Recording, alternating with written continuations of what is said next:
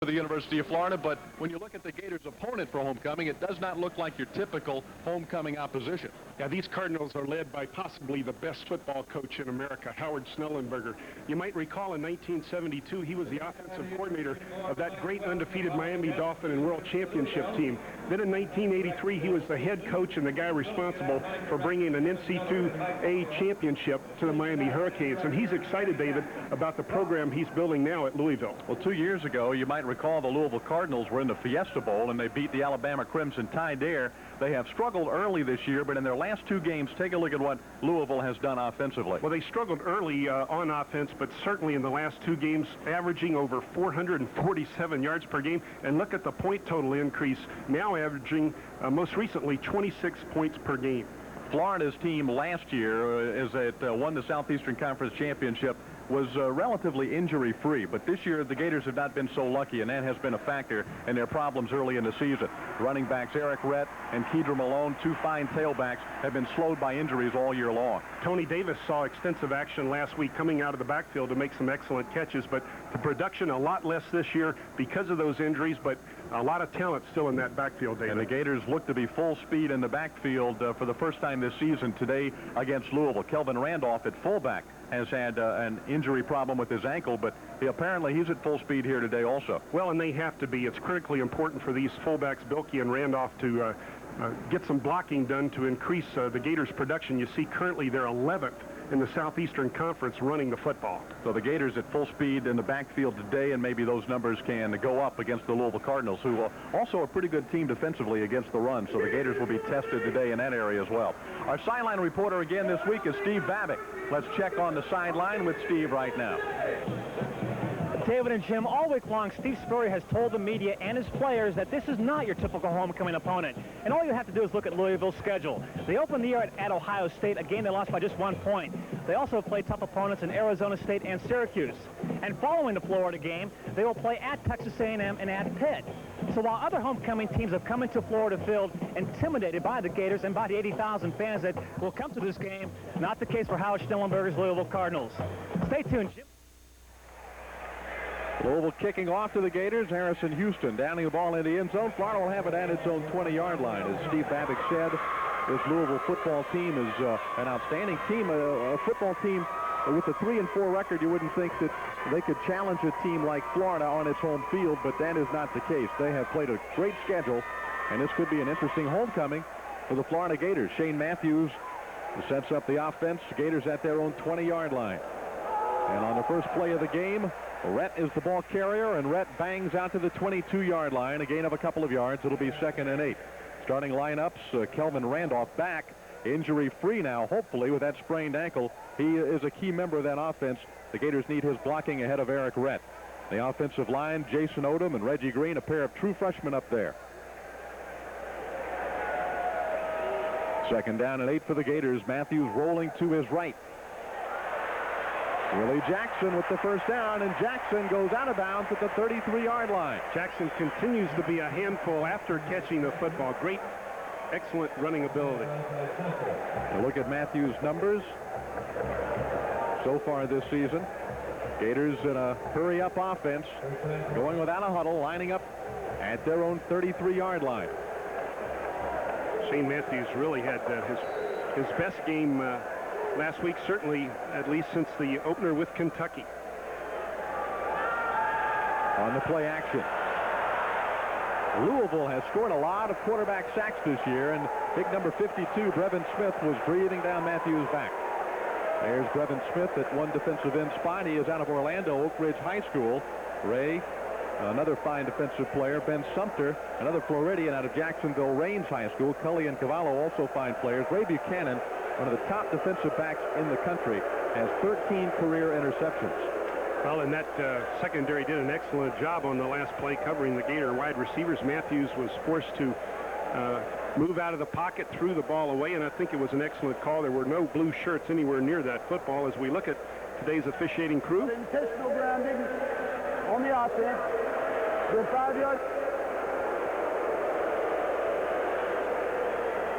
So the Gators penalized back to their 21. They also lose the down as well. Florida has been heavily penalized. Last week against Auburn, The penalties kept them from running up an even bigger margin of victory than they did.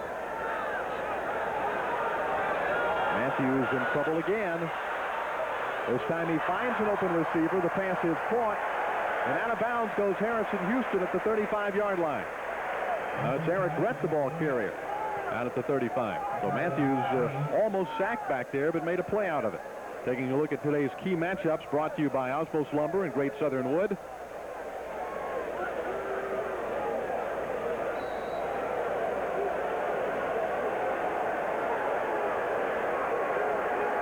Perhaps after this particular play, we'll take a look at the key matchups of today's game.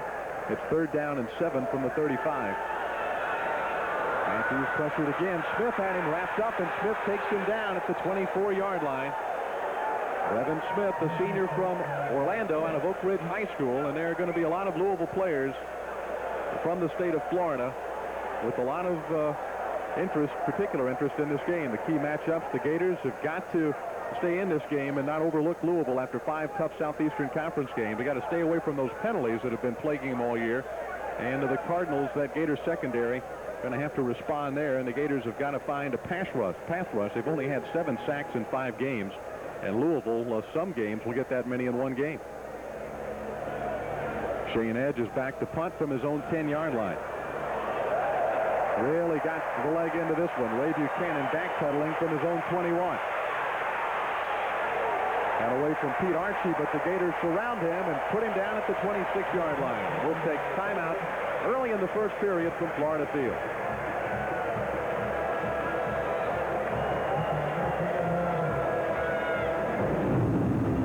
Sports Channel's coverage of Florida Gator football is brought to you by First Union Bank.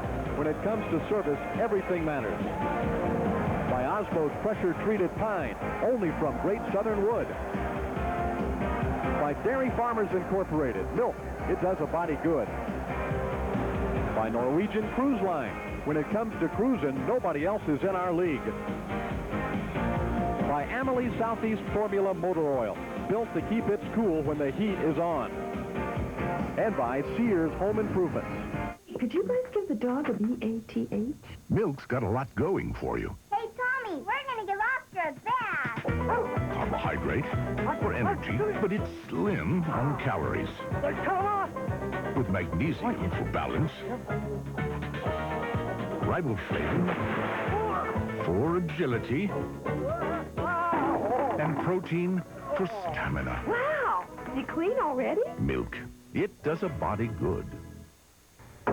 Shove that ballroom down the line. Excuse me, sir. What do you think you're doing here? Well, I finally got season tickets, and I wanted to make it look a little more like home, so I'm building this deck out of Osmos pressure-treated pine from Great Southern Wood. Look how straight it is, and this stuff is guaranteed for a lifetime. And there, see, I'm going to close it in and insulate it. You're going to do what? I'm going to insulate it so we don't freeze our end zones off. Don't be fooled by imposters. If it doesn't say Osmos on the yellow tag, believe me, you don't want it. Did you know that right now the kitchen design specialists at Sears are offering savings of 10 to 45% on all designer image cabinets? Choose from a wide variety of styles and finishes that fit your lifestyle at a price that fits your needs. Sears makes it easy with convenient financing, professionally insured installers, and at Sears, your satisfaction is guaranteed. Call now for a free in-home presentation and let a Sears design specialist assist you in making your kitchen the showplace in your home. The Sunshine Basketball Challenge, hosted by the Florida State Seminoles and the Florida Gators, is coming to the Orlando Arena December 19th and 20th. This will be a quality tournament the Gators can look forward to for years to come. The Seminoles playing in your Orlando area is a thrill. Both the 49ers of UNC Charlotte and the Temple Owls participated in last year's NCAA tournament and have accepted the challenge this December. Call the Ticketmaster location near you for more information. The Sunshine Basketball Challenge, December 19th and 20th in Orlando. Don't miss it. Florida Gators on their first offensive possession, unable to get much going, picked up a first down, and a grounding call against Shane Matthews backed him up. Shane Edge, a 54-yard punt with only a 4-yard return, so Louisville will have the ball at their 27-yard line on their first possession. Louisville has won its last 2 games. You can see the head coach Howard Schnellenberger. They defeated Tulsa and Virginia Tech after a brutal early season schedule at Ohio State and Arizona State. Home games against Memphis State, Wyoming, Syracuse. From the shotgun formation, Jeff Brom looks to throw. And he's got the tailback Dawkins, but the Gators have got Dawkins behind the line of scrimmage. Ben Hanks all over Dawkins. Hanks with excellent speed himself as the bandit back in this Gator defense. Louisville's offensive line, Ralph Dawkins, their leading rusher the last 2 seasons consecutively. Louisville's offensive line and a fine group, a couple of holdovers from last year, and Bloomer may be the best offensive lineman in that bunch. He was a walk-on at Louisville. Henry McMillan just a little shaken up on the play. Another one of those defensive linemen, though. That's a very thin position for this Florida Gator defense right now.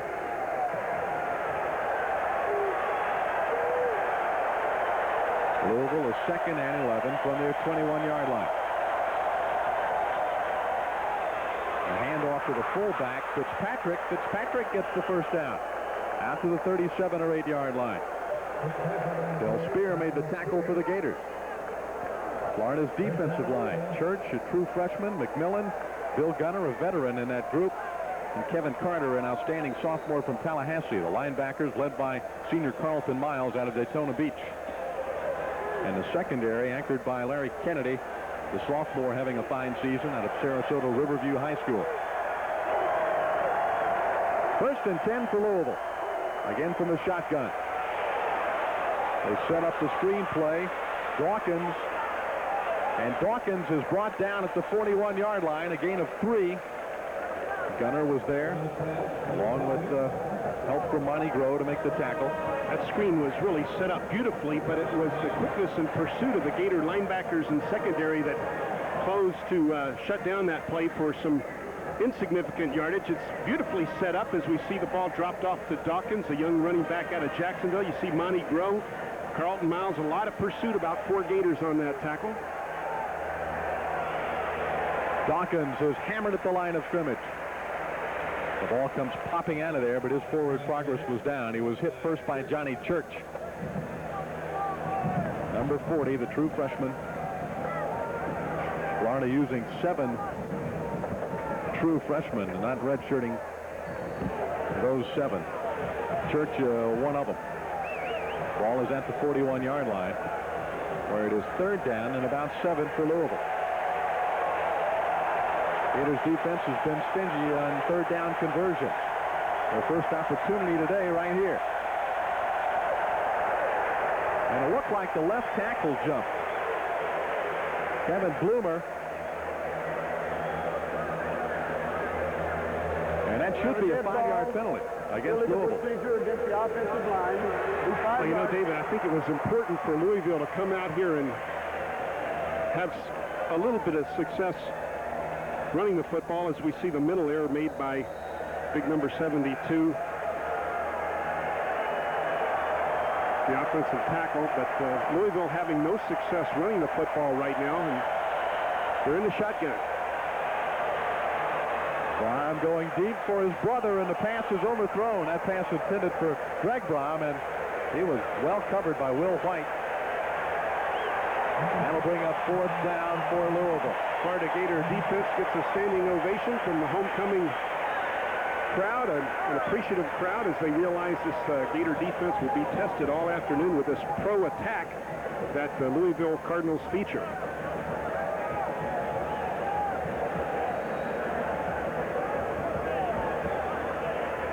Monty Duncan, the deep man for the Gators. Brandon Brookfield stands deep to punt the ball for the Cardinals.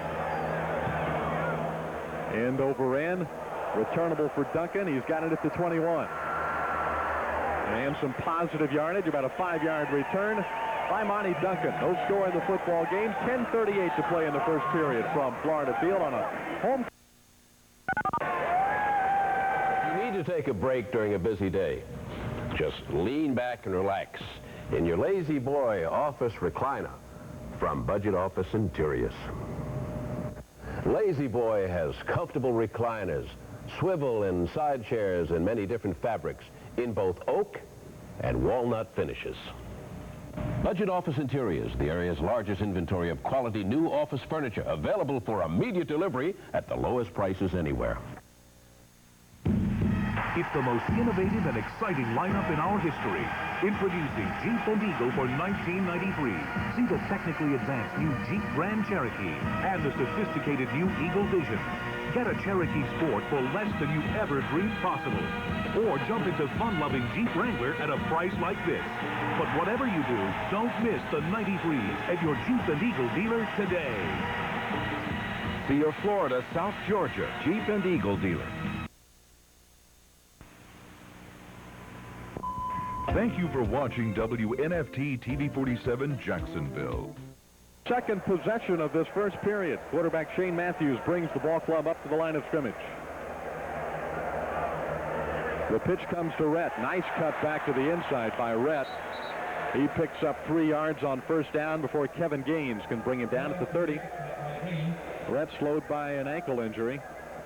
I think he had that ankle injury, in the Kentucky game, I believe. He was slowed right out of the chute this year. I can't recall exactly, but it seems like he's been nursing that injury all season long. I think at Tennessee, he really aggravated it. Second down. Matthews on play action. The receiver open. It is caught. Aubrey Hill with the football at the 45-yard line. A first down for the Gators. Aubrey Hill's made some significant catches recently for the Gators. This time he runs a route just behind inside linebacker Tom Cavello. You'll see 41. Cavello can't keep up with him, and Aubrey Hill just underneath the safety in the 3-deep zone. Well done by quarterback Shane Matthews and Aubrey Hill, the receiver. Matthews dumps it up ahead to Randolph, and big Kelvin Randolph powers the football to the 47-yard line of Louisville. The junior from Tallahassee, stopped by Jacksonville Rains High School product Ben Sumter, number 36 for Louisville. That's the value of having your fullbacks have excellent hands. We talked about they don't have a lot of fun because they're called on to block so much, but occasionally they'll get the ball on the run, and Shane Matthews is smart enough to use him as a safety valve receiver. Eric Rhett put behind the line of scrimmage by Cavallo. Rhett realized he had nowhere to go, and he just let the play end right there without losing any more yardage or the football. Outstanding job by 41 Cavallo right there, refusing to let the tailback outside.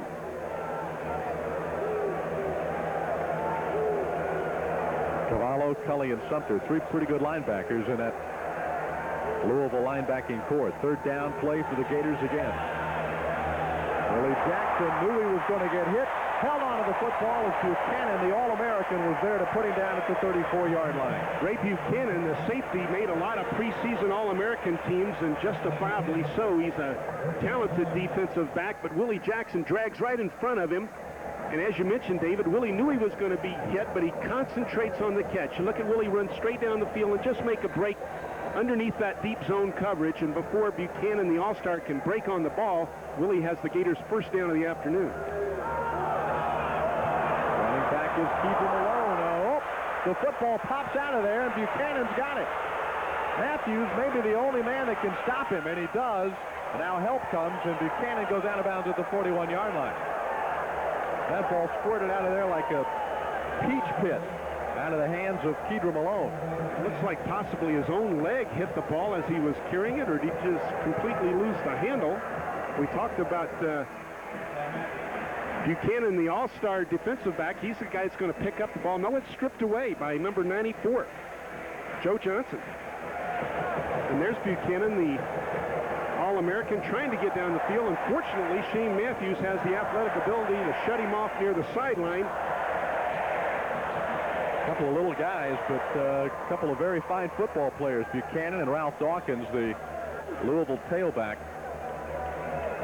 Buchanan, a guy who has intercepted 13 passes, which is only a couple of shy of the Louisville record.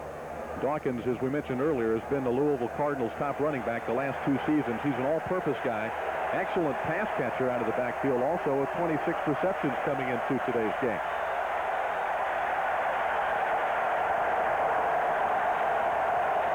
That's the 16th turnover Louisville has forced this year. The pass was thrown high. The man was open. And Brom threw it high. The ball intended for Sean Jackson. And that'll bring up 2nd down and 10. The Gators have not been very good when it comes to turnovers, to taking the ball away from their opponent. And they've been a little generous with the turnovers themselves. That was the 15th turnover by the Gators, and they've only taken 6 balls away from the opposition this year. Last week, they got their first interception of the 1992 season. That's hard to believe. 5 games into the season before they got their first run.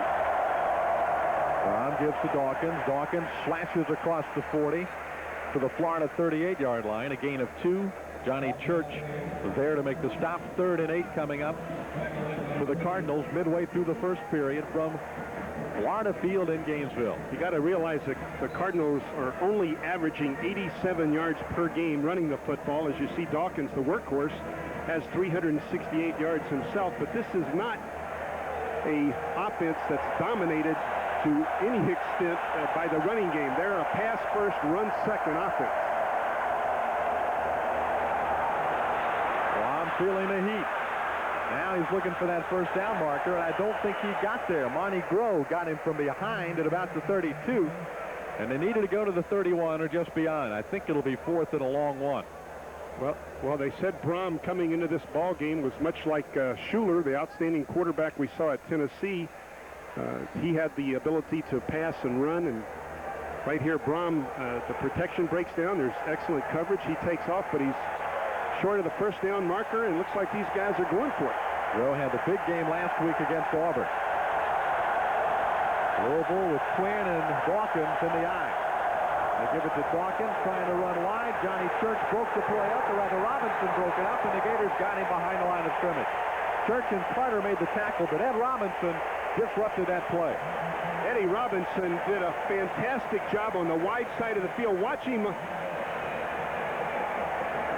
on the near side right to the left of the screen. You'll see him fight immediately to get outside of that block. Look at him fight with his right shoulder, keep leverage on Dawkins, the tailback, and now he's got the help of the pursuit to make the game tackle and shut down Louisville on that big 4th down attempt. There's Eddie Robinson.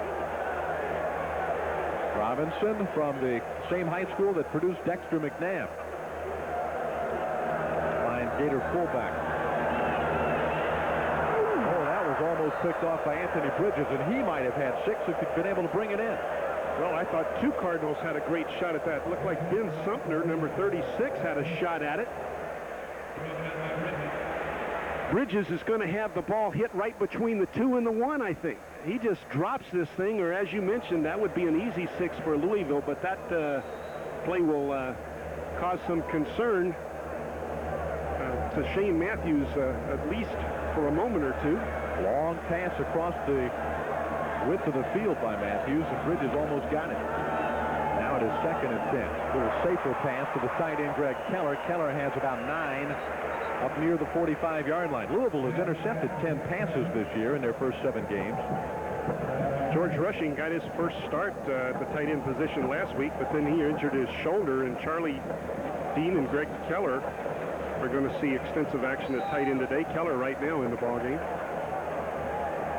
Harrison Houston is split wide to the right. Actually, both tight ends are in right now. It's a 3rd and 1 situation at the 44-yard line. A handoff to Rhett. And Rhett gets the first down across the 45 to the 47. Stopped there by Kevin Gaines, the strong safety. Florida has been able to move the ball in this first period, but a penalty on their first possession, an illegal grounding, intentional grounding call, and a fumble on their second possession slowed them down.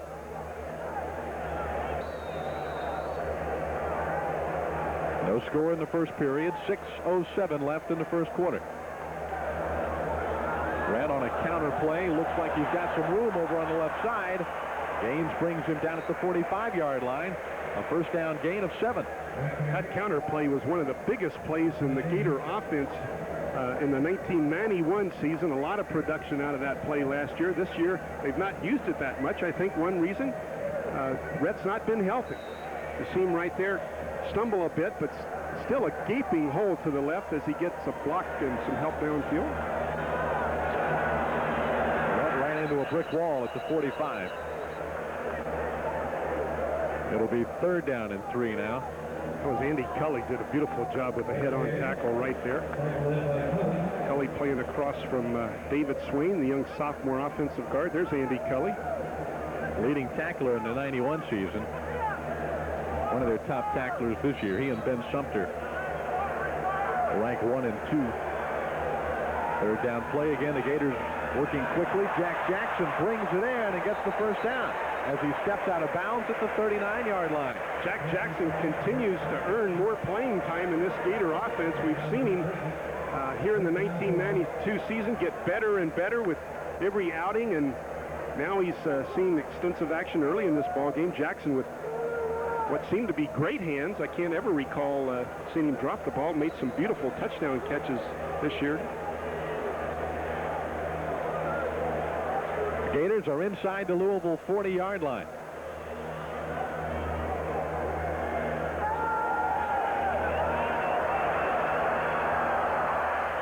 Matthews runs out of real estate on the short side of the field, lost a couple of yards. Terrence Roscoe was chasing him right in front of the Louisville bench. That was a blitz. Louisville trying to increase the heat on Shane Matthews, and they were able to do that. The Gator offensive line not able to stop the initial charge of that blitzing effort by the Cardinal defense, and Matthews had to run and stepped out of bounds really before he wanted to. He lost his balance and was forced to move out of bounds. Trey Everett checks in. He's split wide to the left. Good protection again for Matthews. The receiver open. Jack Jackson. And Jackson is close to another first down inside the Louisville 30-yard line. David, that's one of those possession routes you'll see the Gator offense run from time to time. Keller and the tight end and Jack Jackson just go down and hook up. Jackson a little bit deeper than the tight end. Matthews had a choice of either or, and that time he went to the deeper receiver, Jackson, and they have in fact picked up a first down. There's a familiar face to Florida Gator fans of the 1980s. Ty Smith coached the defensive football team at Florida in the 80s. I think 82 through 87 he was a member of the Gator staff. Trey Everett near the end zone, and he's got it. Touchdown, Florida. Robert Canutolo was trying to defend, and he had pretty good coverage over there in the corner, Jim, but Everett, just with that great athleticism, finally got his first touchdown reception of the season. Yeah, the defensive back was on the hip of the wide receiver, but he lost sight of the football. And when he lost sight of the football, he was not able to time his leap at all and wasn't able to get up and knock the ball away. That's Everett's 10th touchdown reception in his career, but his first of this season. Yeah, he's excited to get the initial touchdown catch of the 1992 season here at homecoming. The extra point by Bart Edmiston's good, and the Gators go up on Louisville homecoming 7-0, Florida.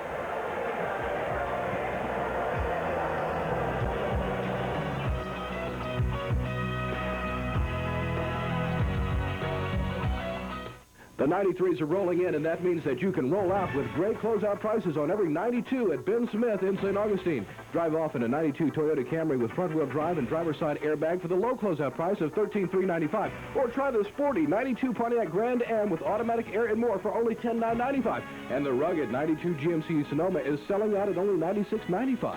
Ben Smith also has over 200 quality used cars and trucks in stock for immediate delivery. It's the 92 closeout at Ben Smith Toyota Pontiac GMC, St. Augustine. Hi, I'm Howard Higgins from Television City. This week you can buy a good 19-inch color television at this amazing low price of only $79. That's right, for only $79 you can buy a good 19-inch color television from Television City. Sets like RCA, General Electric, Magnavox, Quasar, Sylvania, for only $79. Check them out.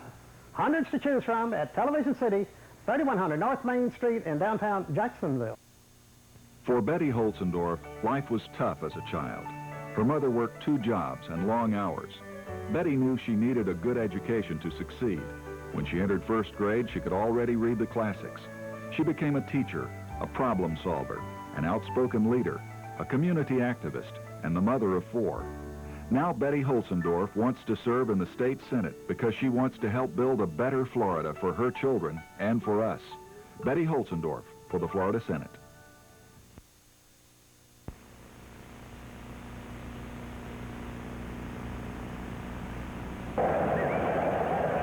field on this beautiful homecoming Saturday in Gainesville, Florida. The Gators have just gone up 7-0. Be sure to join us next Saturday at 11:30 p.m. for more exciting football action when the Gators tackle the Georgia Bulldogs. Catch all of the action from the Gator Bowl in Jacksonville, Florida, only on Sports Channel. Check local listings for Sports Channel and Gator Vision coverage in your area.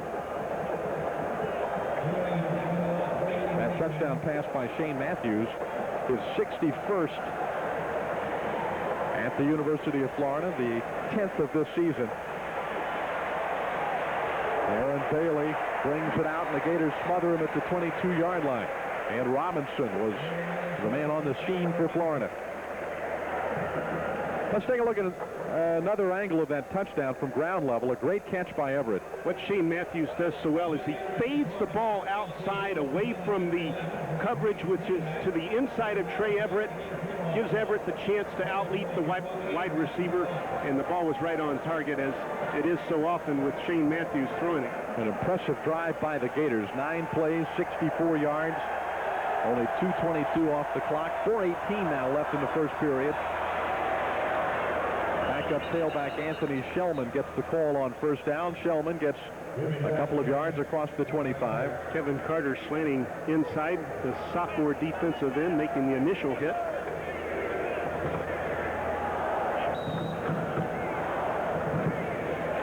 Has moved the ball rather easily against Louisville. In the first period, the Cardinals have yet to establish much offensively. They send Braum and Ferguson wide to the left side. The backs run out of the eye. Shellman is not going to turn the corner. He may have gotten back to the line of scrimmage, but Del Spear met him head on right on the corner.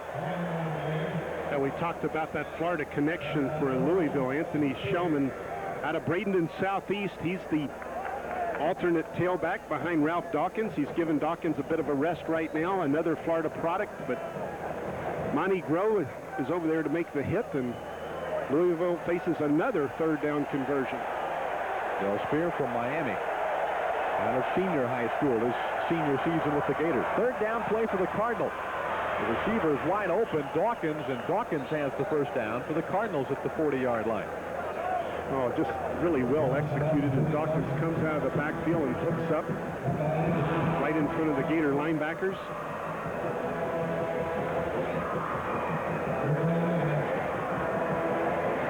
Cardinals pick up the first down, only their second of this first period. 2:58 and the clock running in the first quarter. Louisville from their own 41. Ferguson and Braum, wide receiver, split to the right. Running backs in the eye. Gators showing a blitz. The handoff goes to the fullback, Fitzpatrick, whose brother played for the University of Miami, played for Coach Snellenberger at UM. You might remember Tony Fitzpatrick, a pretty good defensive lineman at the University of Miami back in the 80s. That's Chris Fitzpatrick's brother. Snellenberger has done a great job recruiting not only the state of Florida, but Louisville's got some kids from all over. Well, they're one of the few true independent schools in the nation, along with Army, Navy, Notre Dame. Louisville wants to recruit nationally, but certainly a lot of talent in Florida and a lot of connections for them with Ty Smith and Howard Snellenberger, having worked in this state for a number of years. Pass is caught, and the Cardinals may have another first down as the ball is caught by Shellman. The sophomore from Bradenton. Let's see where they spot him. Might be a little short of the first down, right at the midfield area. Myrick Anderson made the hit quickly, but it was the extra effort that almost picked up the first down. Certainly they're within inches now. Now, this is where a team that doesn't run the ball well can have problems, however, even though they only need less than a yard. If you can't move the defensive line off the football, then you can be in trouble in a situation like this.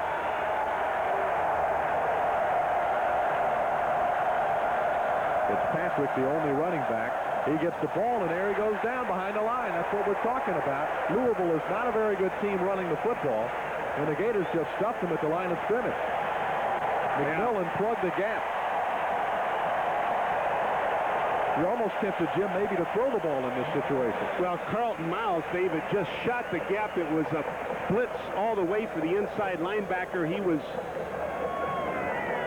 blitzing and attacking from the moment the ball was snapped, and they just did not get a glove on him, and he made the hit in the backfield. Brookfield hit one earlier for 42 yards.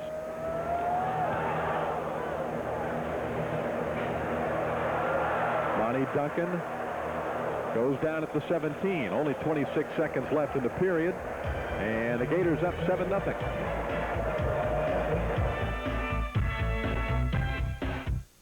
This is Erwin Lowenstein, president of Rhodes Furniture. Buy anything from his people this weekend and you'll pay no interest and make no monthly payments till April '93. During this special offer, I'm asking one of my managers to step forward and to personally guarantee your satisfaction, or he'll answer to me.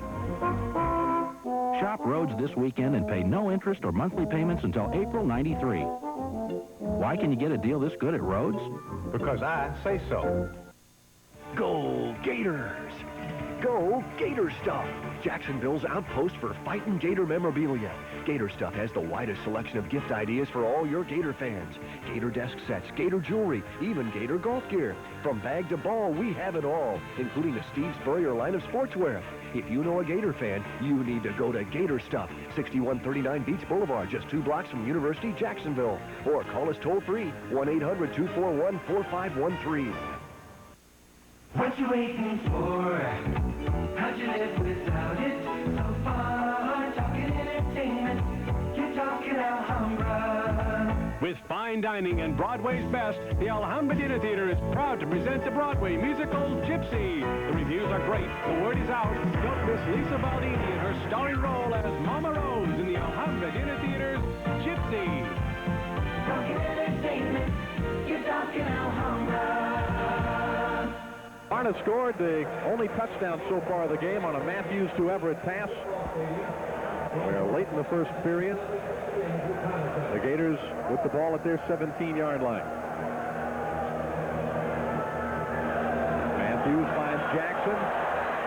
A little screen play to the flanker, and Jackson brings it out to the 25. That played good for about 7 or 8 yards. Matthews has thrown and completed 10 passes now in this game, and 7 different receivers have caught him. Shane, 10 out of 12. Look at Sharp today. Jack Jackson's becoming his favorite receiver, at least this afternoon. Jackson, I believe, is a freshman out of Moss Point, Mississippi. As we look at some of the Gator defenders taking a rest. That's the end of the first period from Florida Field on this beautiful Saturday afternoon. The Gators leading the Louisville Cardinals 7-0. We'll be back.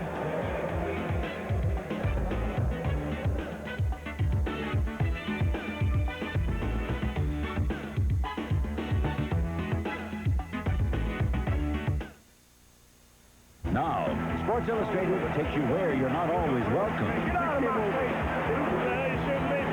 With hidden cameras and hidden lights, you'll follow the NFL everywhere. No cussing in the huddle now. How you doing? Good. You'll find all the inside stuff in this provocative new video, The Hidden NFL 2, The Locker Room Tapes. It's free with your paid subscription to Sports Illustrated. The best way to get inside the action for over 20 million readers every week.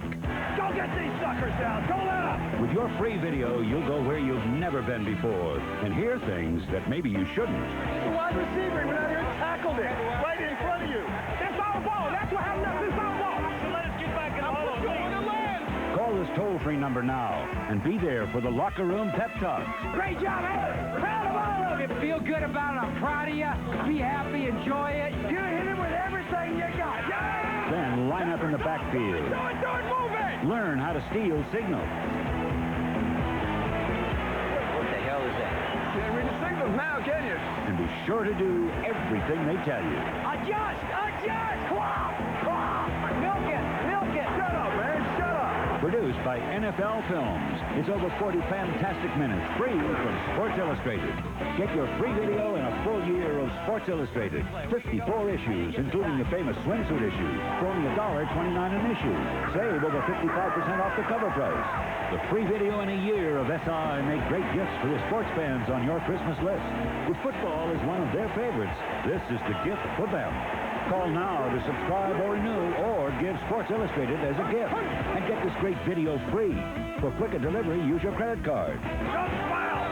Don't you smile yet! Get your free video and enjoy all the excitement of sports every week in Sports Illustrated. Wow! Call now. Sports Channel's coverage of Florida Gator football is brought to you in part by Mr. Goodrich, your GM service expert. By the Florida Beef Council. Beef, it's what's for dinner. And by the University of Florida Shan Sports Medicine Center.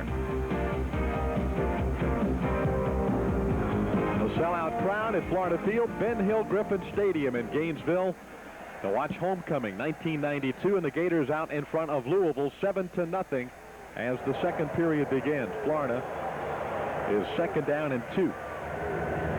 Rhett slowed by Smith in the backfield and did not get the first down. May have gotten a yard on the play. Brevin Smith, whose father Sam played at South Carolina State. Brevin Smith, the strongest player on this Louisville team.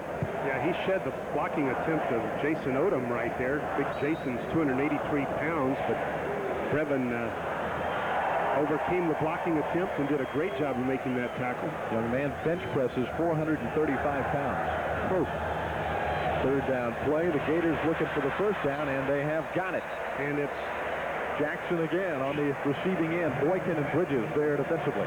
Jack Jackson with a lot of catches early in this ball game, and again just running a short possession pass route. It's a timing route. Matthews 1, 2, 3, then releases the football. That's strictly a timing route.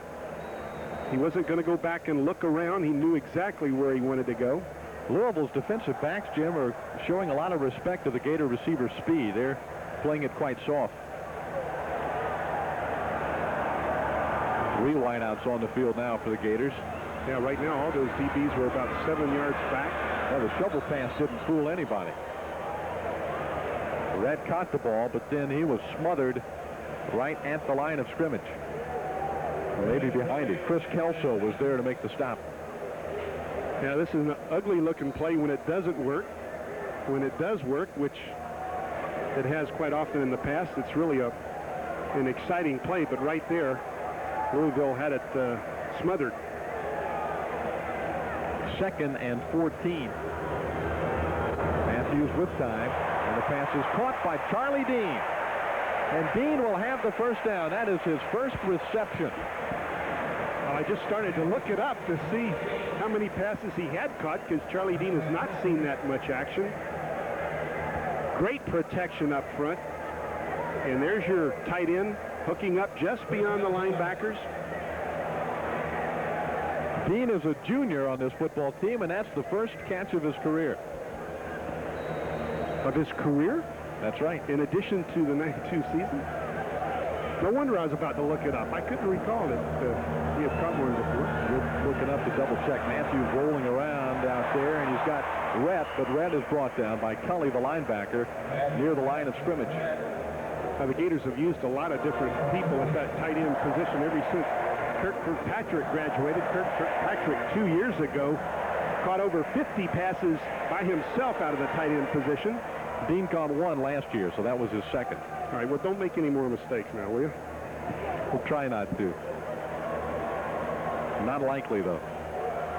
But remember Kirkpatrick. He was a dynamic part of this Gator offense. And I think Kirk caught 55 passes that season. Gators will use a timeout here with 12:39 to play in the second period. Florida on top of Louisville, 7-0, and they've got the ball near midfield.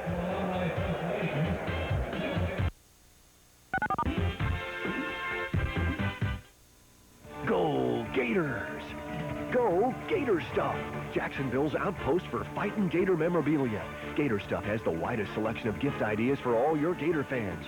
Gator desk sets, Gator jewelry, even Gator golf gear. From bag to ball, we have it all, including the Steve Spurrier line of sportswear.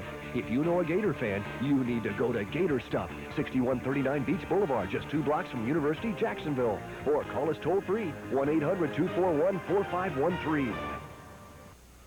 This is Erwin Lowenstein, president of Rhodes Furniture. Buy anything from his people this weekend and you'll pay no interest and make no monthly payments till April '93. During this special offer, I'm asking one of my managers to step forward and to personally guarantee your satisfaction, or he'll answer to me. Shop Rhodes this weekend and pay no interest or monthly payments until April '93. Why can you get a deal this good at Rhodes?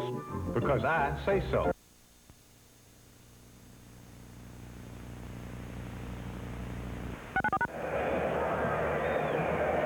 Florida Gators on the march. Now that's the catbird seat right there.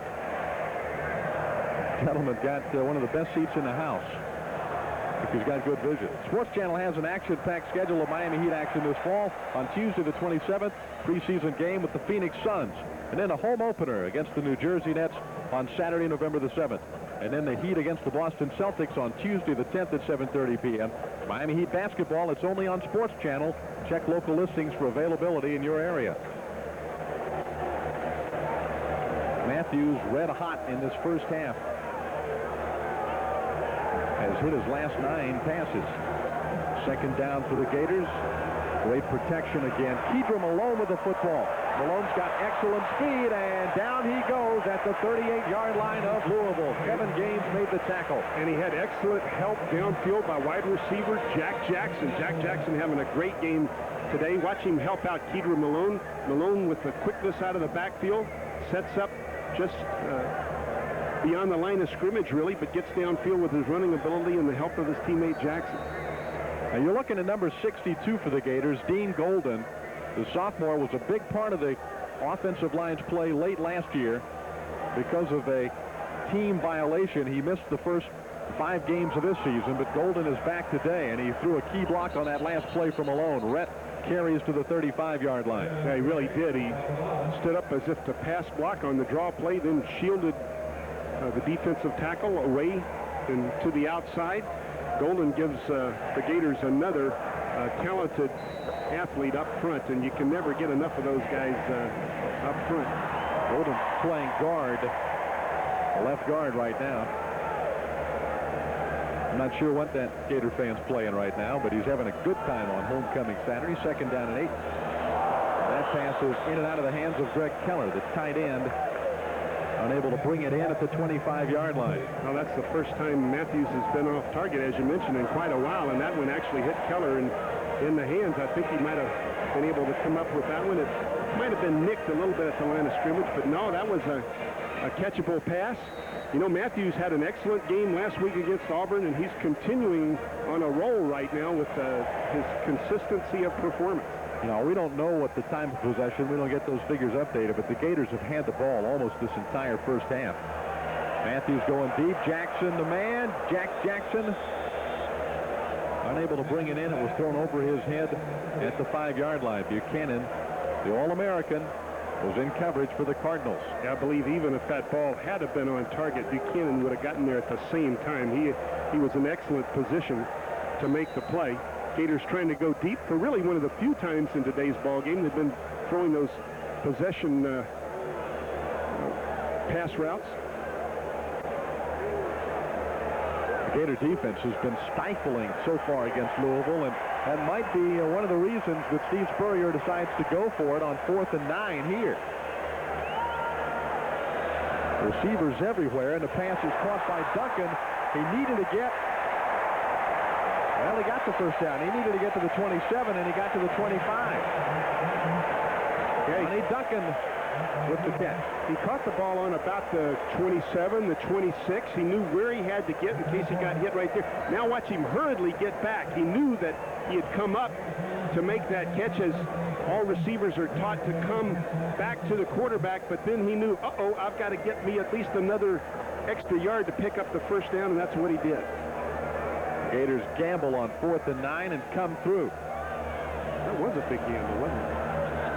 Leading 7-0. Willie Jackson brought down by 2 Louisville defenders. First man on the scene was Vince Dewberry, junior linebacker. The ball is spotted at the 20-yard line, where the Gators will have a 2nd down and about 5 with 10:40 left in the first half of the game, and Florida leading Louisville 7-0. It's very difficult to stop a quarterback that can throw the ball with this kind of precision. Louisville desperately trying to knock the ball away, but Matthews is just too good right now. Jackson again, Willie Jackson on the receiving end for another Florida first down at the 14-yard line of the Cardinals. Anthony Bridges trying to defend for Louisville. Shane Matthews again sprinting out that time, David, to buy himself a little bit extra time, and Willie Jackson just knew exactly where he needed to go to pick up the first down. That's all he wanted to do, and that's exactly what they've done. Move the chains again. Florida's offense has been very patient in this first half. Matthews just slicing up the Louisville defense, taking what they're giving. Shane going to get greedy here for the end zone. Everett is overthrown. Yeah, I believe you. That's the word, greedy. They were throwing those small, short routes, small yardage type of routes. That time they did. The greed got the best of them. That end zone looked too inviting, and Matthews tried to go for it. Excellent protection. Oh, there's no excuse for that. Big guy hitting the little guy in the back of the head after the whistle's thrown. No flag, though. Jim Hanna, number 95, a little elbow action.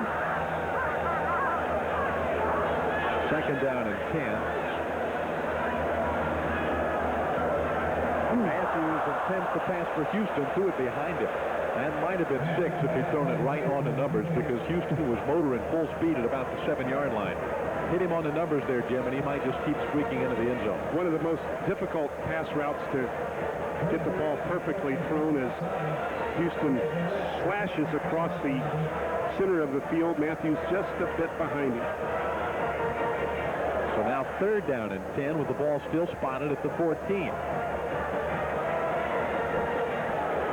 Willie Jackson and Harrison Houston are split wide to the left. Aubrey Hill is wide to the right side. Bilkey and Rhett line up in the I formation. Matthews hits Rhett. Rhett at the 10-yard line will get no further. Tom Cavallo, the linebacker, brings him down there, and that'll bring up a 4th down, and the Gator field goal team will be sent on to try and add 3 points to the scoreboard.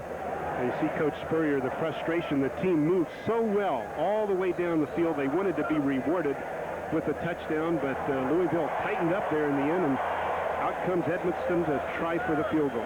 Shane Edge is the holder, the Gator punter. This will be a 26-yard try. And the kick is going to be good. Bart Edmiston now 4 out of 8 in the field goal department after struggling early. He missed, his first 3, but Edmiston was perfect with that one. And the Gators lead Louisville 10-0.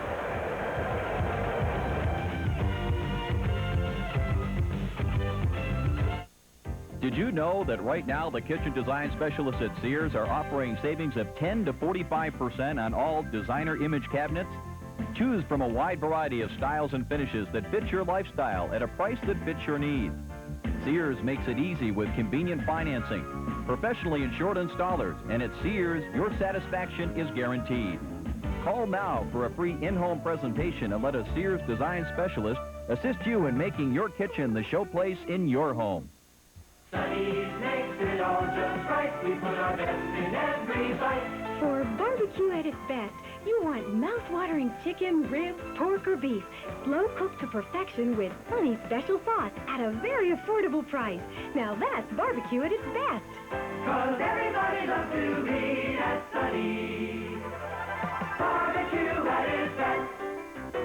Sunny's is a proud sponsor of Gator football. When searing heat and humidity hit the southeast, your engine needs a motor oil that's built to keep it cool. Family.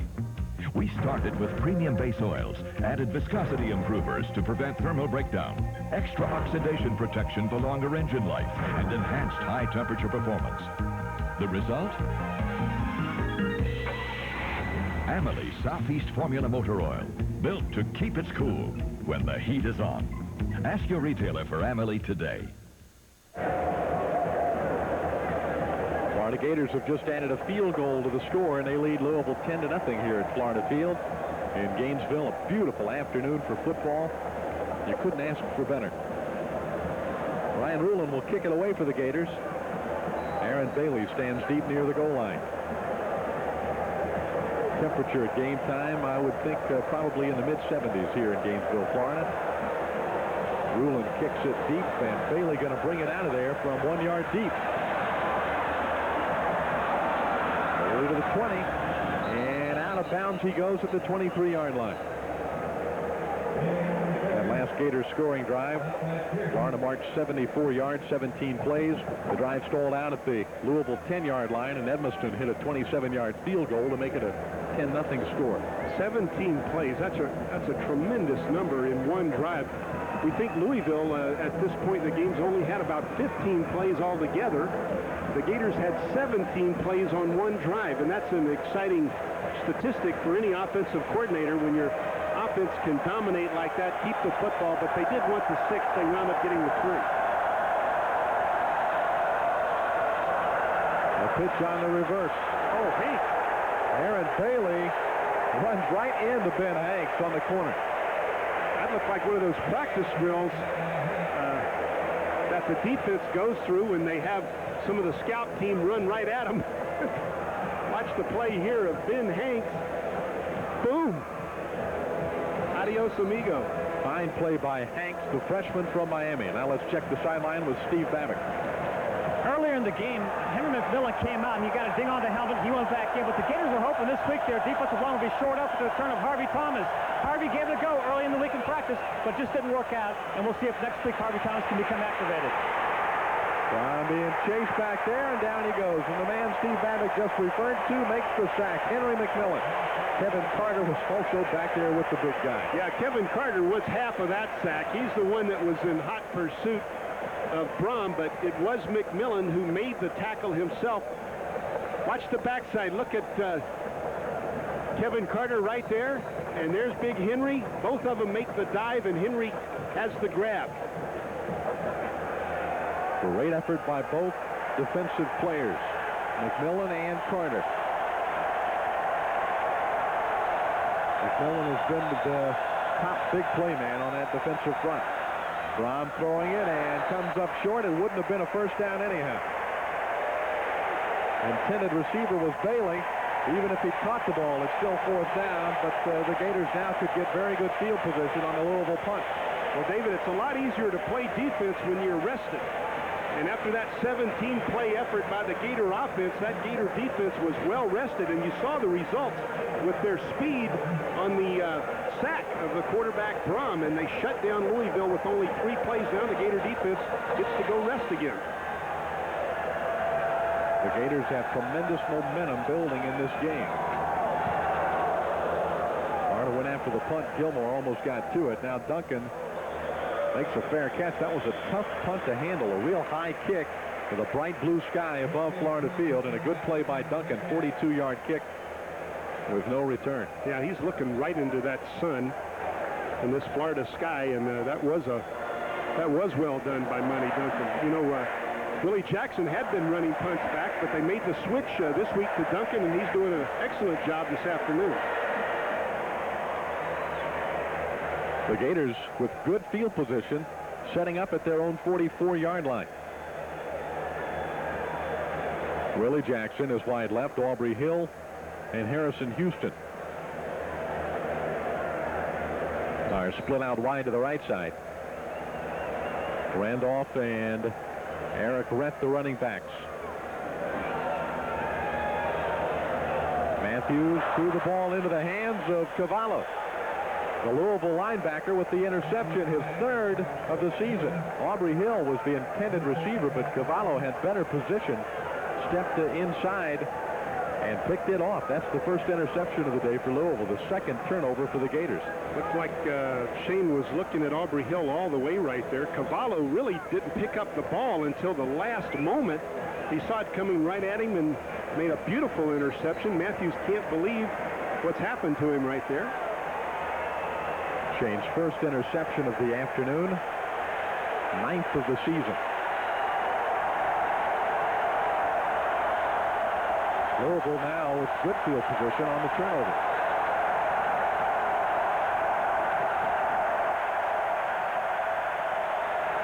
Brom with good protection this time, and the pass is caught by brother Greg Brom at the 43-yard line of Florida.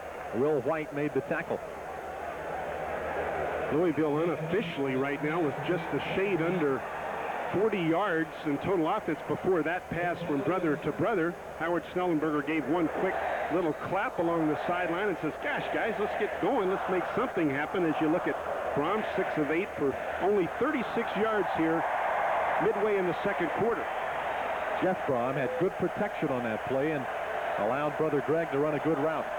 First down inside Florence territory. This time the pressure is coming on, and that's going to be a penalty on Larry Kennedy, I think, climbing over the back of Ferguson. Yeah, he got there just too early. Larry Kennedy clearly in violation right there. Ferguson, the wide receiver, has a right to that space on the field until the ball gets there. Kennedy took it away from him by knocking him down.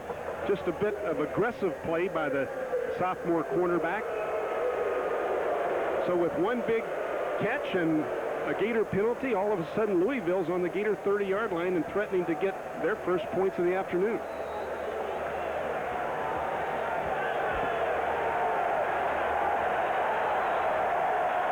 Cardinals' best threat of the day.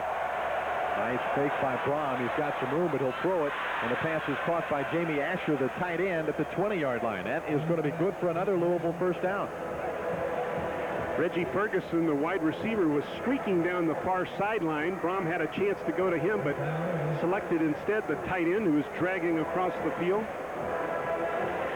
Louisville looking very sharp right here after the turnover, the interception they took away from the Gator offense, and now they're moving the ball with their best effort of the afternoon.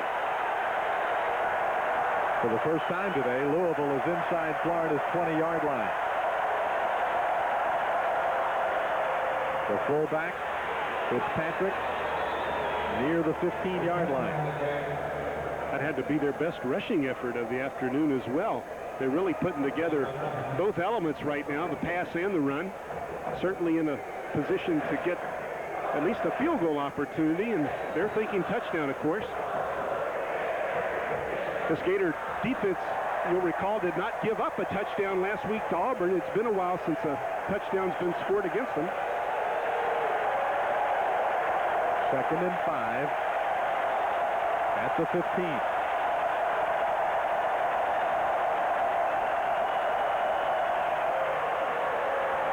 Brom throws it up in the air for Asher, but he was really covered well by Monty Grove. Yeah, that actually looked like offensive interference as Asher was crawling up the back of Monty Grove. You know, sometimes they'll let that go, but they'll be quick to throw the flag on the defensive back.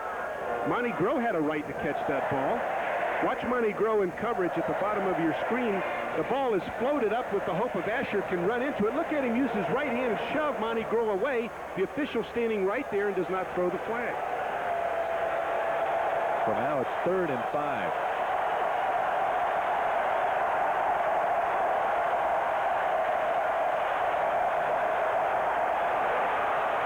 Brom has Dawkins, and Dawkins has a first down to the 8. There's a penalty flag thrown back in the Louisville backfield, however. And it is going to be a personal foul against Florida. Evidently, we're guessing it must have been a late hit on the quarterback. Coach Spurrier asking if anyone saw it along the sidelines, and they're all shaking their heads. No, I didn't see it. But the guy in the white hat saw it. We saw Shane Matthews get hit a little bit earlier in the back of the head, and there was no call. This time they were more aware.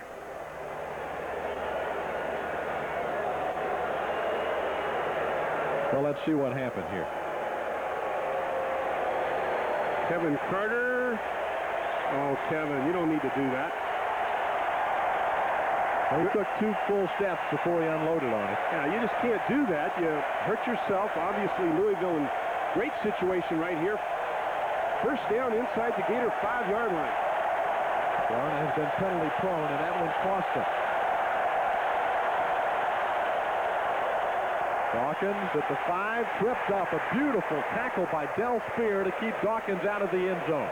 And believe me, he was headed there. Yeah, I think Carlton Miles missed him initially with an ankle top tackle, and then, just as you said, it was Del Spear making the touchdown saving tackle. Carlton Miles has a shot, he misses. Del Spear has a shot, he doesn't miss. Virtually no gain on the play. The ball is slightly inside the 4 now on 2nd and goal.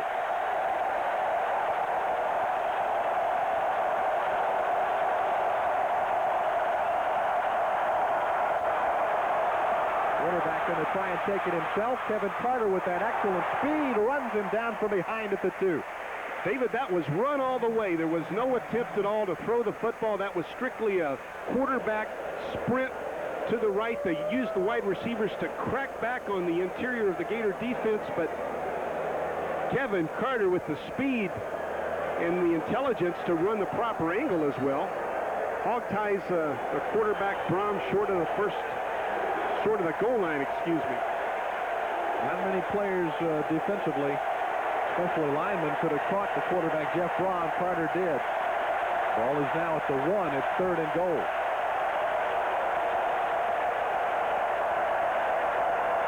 Dawkins hit behind the line of scrimmage, and it will be 4th down for the Cardinals. It had to be, and I believe it was Kevin Carter, the defensive end. You see Ben Hanks celebrating and encouraging his defensive comrades right there as the Gator fans are on their feet, treated to a great goal line stand. Look at the left of your screen. Watch Kevin Carter slanting in, takes the feet and ankles away of the tailback just as he was trying to make his leap. Ken Harnden will attempt a field goal. A 19-yard attempt. And it is good for Harnden. Another Floridian out of Sarasota Riverview. So Louisville does not get 6, but they tack on their first points of the game. And the Gators now leading Louisville 10-3.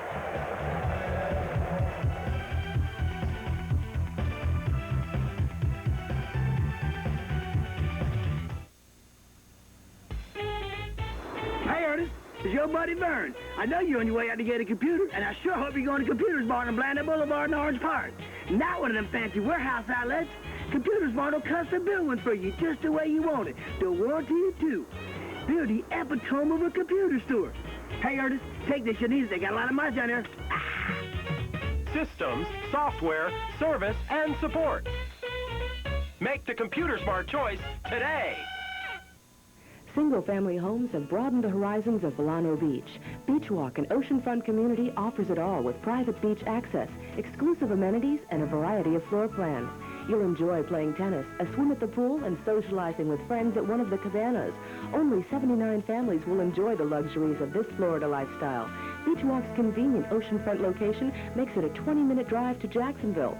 Look into your future and come visit Beach Walk, the picture of elegance with the sunrise that brightens your every day.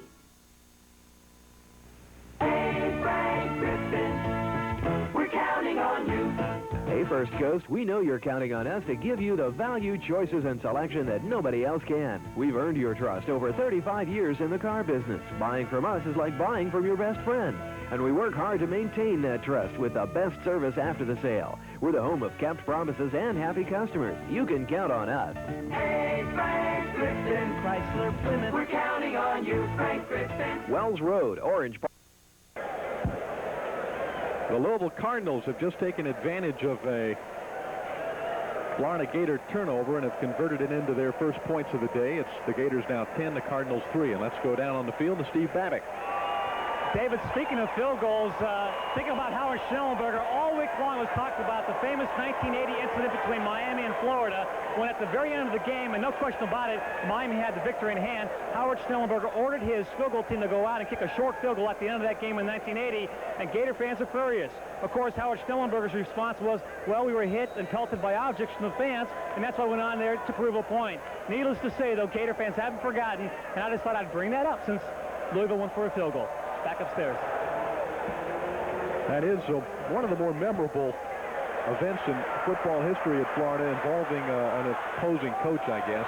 Schnellenberger still not very popular because of that. Gators will have the ball down at about the 27. Penalty flag went down real late. There must be a personal foul down in the bottom of that stack. I think Steve Babick has stirred up some trouble, and now the Louisville team is outraged at those comments. And we've got television sets over there, huh? Alan Campos is 59. He's a Floridian. You saw him take his helmet off, so everybody could get a good look at him. And he's getting scolded now on the far side of the field by his coaches. I think the personal foul may go against Campos, who's from Miami. The adrenaline might be flowing extra special for that Floridian. Unsportsmanlike against the defense. Ejected from the game. Yeah, he was ejected. 59 Campos is thrown out of the game on special team play. Well, we haven't seen that happen that often, but look at this 10-play, 56-yard drive. Took up a little over 3 minutes on the clock, and Louisville's on the board after the Gators really came up with a brilliant goal line stand. 59 has been ejected. Dejected and ejected. Alan Campos from Palmetto High School in Miami. Matthews to Jack Jackson. Jackson crosses the 50, goes down at the 49. Tom Cavallo, the man who intercepted the Shane Matthews pass on the Gators' last possession, was there to make the stop. The Gator offense really continues to be frustrated. The possession before this, they had that 17-play drive, but had to settle for the field goal. Then the most recent possession, Matthews threw the interception, so they're looking to get something done in terms of putting some touchdowns on the board. Eric Rett lowers his shoulders and drives to the 45-yard line. Hard-running Rett picks up the first down.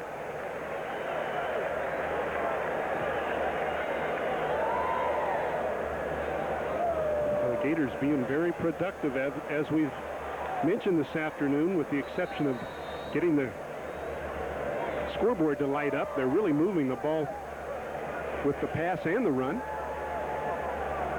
Jackson with 5 receptions already. The Gators at this pace are going to have huge numbers in throwing the ball against Louisville today. They keep it up. And there's Jack Jackson's 6th reception of the day. He is driven out of bounds at the 37-yard line. Little extra action after the play by Kevin Gaines there, but no penalty flag is thrown.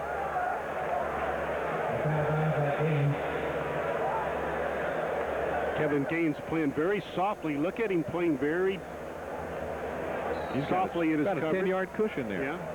Look at those quick moves by Jack Jackson, and Gaines loses track of where he is and throws him down a couple yards out of bounds. Second down. Rett is hit at the line of scrimmage, but drives maybe for a yard to about the 36. Bridges, number 21, a sophomore from Moultrie, Georgia, there to make the stop.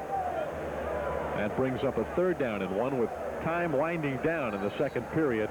Only 2 minutes and 40 seconds left in a fast-moving first half from Gainesville. And the Gators unofficially with a little over 225 yards in total offense right now. That's a lot of production by an offense in one half. But only 10 points on the board right now. Rett needed to get to the 35, and I don't think his forward progress will be anywhere near there. They're going to spot him at about the 36. Well, Jim Hanna, the big junior tackle, made the tackle. If they went for it on 4th and 10, they'll go for it on 4th and less than 1, won't they? You would think so. Hanna, 95, another native Floridian from West Palm Beach. Ty Smith, defensive coordinator. Gators working without the huddle on 4th down and 1. Matthews want to throw the football. Jackson Willie's got it. Louisville continues to play so soft on the corners that the Gators feel like, I guess, Jim, they can line up and get 5 yards just about any time they want on that quick hitter. Now that shows you the confidence they have in the hands of Willie Jackson and the passing ability of Shane Matthews. Just a quick hitch, a couple of yards. Louisville does not expect this, obviously, or they wouldn't be playing so softly with only a yard or two to pick up for the first down.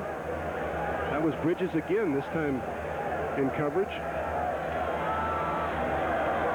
Matthews dumped it to Rhett. Nice spin away from the defender. Eric Rhett to the 24-yard line. Cavallo with the tackle.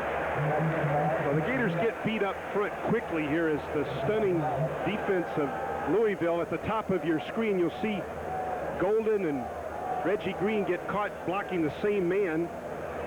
Shane Matthews realizes immediately he's in serious trouble with pressure from Joe Johnson. Dumps the ball off to Eric Rhett. Those look like final stats, don't they? Shane Matthews just has so many 200-yard games. It's like a ho-hum for Gator fans when they see 200 yards per game. He's already got 200 yards in this half. Don't even talk to me about it if it doesn't start with a 3. Rhett, outstretched hand, can't pull it down inside the 10. Steve Babick standing by on the field with another report. Steve, what have you got? Well, you had some questions about Larry Kennedy. As you can see in the background, the medical staff's behind Larry, and also he's got an ice bag on the side of his head. In that pileup after that kickoff return, his helmet came off, and he got kicked in the side of the head. Thus, you had that 15-yard unsportsmanlike conduct penalty against Louisville, and Larry Kennedy ends up with an ice bag on the side of his head. Word is, though, that he'll be able to go back in and play defense for the Gators.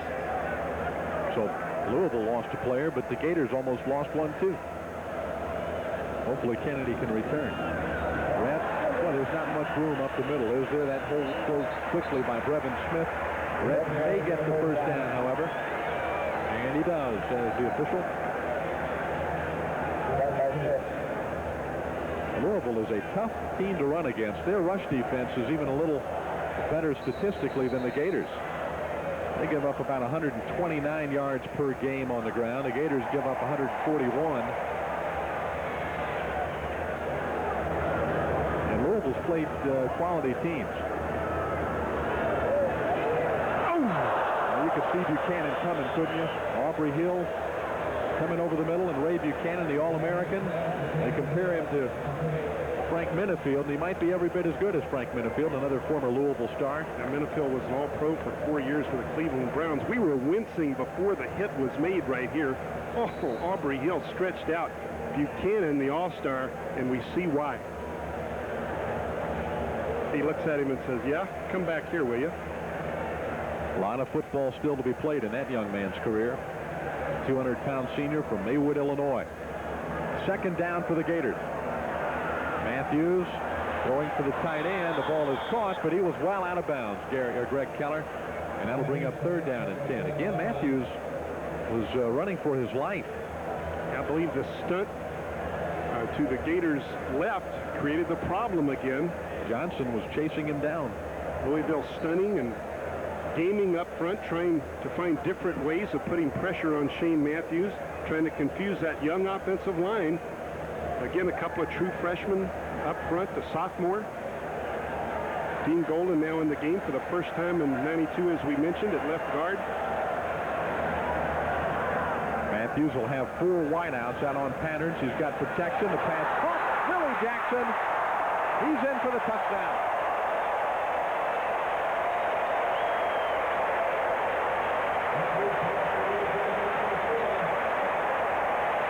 I think when we look at the replay, Jim, we're going to see how close this pass was to being tipped or intercepted across the middle of the field. Matthews showed great touch here to lay it in.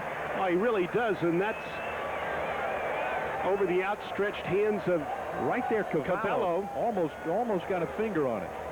But almost doesn't count, does it? Not in this game.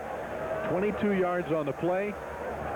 Willie Jackson now has caught 6 passes for Willie and Jack. The 2 Jackson boys are having huge days in this football game. We're still in the first half, and the Gators build a 17-3 lead. Now the coach is patting the backs of the guys as they come off the field. That's what he wanted. He wanted a touchdown to reward that offense for their efforts. And that's what they got. Great effort by Willie Jackson, too, Jim, after he caught the ball to get into the end zone. Look at the protection here that Shane Matthews had. Yeah, a couple of times previously this game at the top of the screen, you saw it stopped this time with Crouch, the center, helping out the guard on that gaming effort by the front four of Louisville, and Matthews had the time to zip the ball into the small space that was available to him for the touchdown. Andrew McMillan headed to the locker room a little early. 25 seconds to play in the period. Not like some of the fans, you know, they have to leave the game on occasion.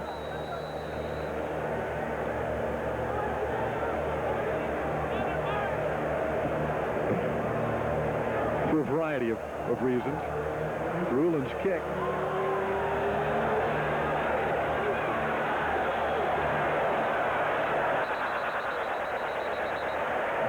And Bailey brings it out to the 20-yard line. 20 seconds left in the period. An 18-yard return by Bailey. Scoring summary. The Gators this time moved 72 yards on 12 plays. Again, chew up almost 4 minutes off the clock. Shane Matthews' second touchdown pass of the afternoon. The first one to Trey Everett, the second one to Willie Jackson.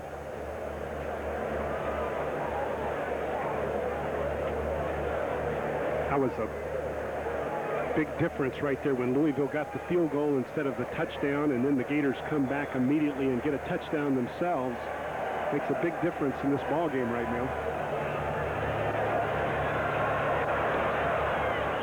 Ralph Dawkins, the ball carrier, to the 35-yard line. And Louisville is going to use a timeout, apparently, to stop the clock with 14 seconds left in the first half, and Florida leading 17-3. That touchdown reception by Willie Jackson was the third of this season for Willie and the 13th of his career. Last year he was catching three in some ball games. That's why we got the nickname Touchdown Willie. This year it's a little bit more difficult for him to get in that touchdown territory. Well, the Gators offensively all the way around have not been as productive as they were a season ago, but you can sort of, can't you, Jim, feel some things beginning to come together, and second half of the season could be a lot of fun for this Gator football team.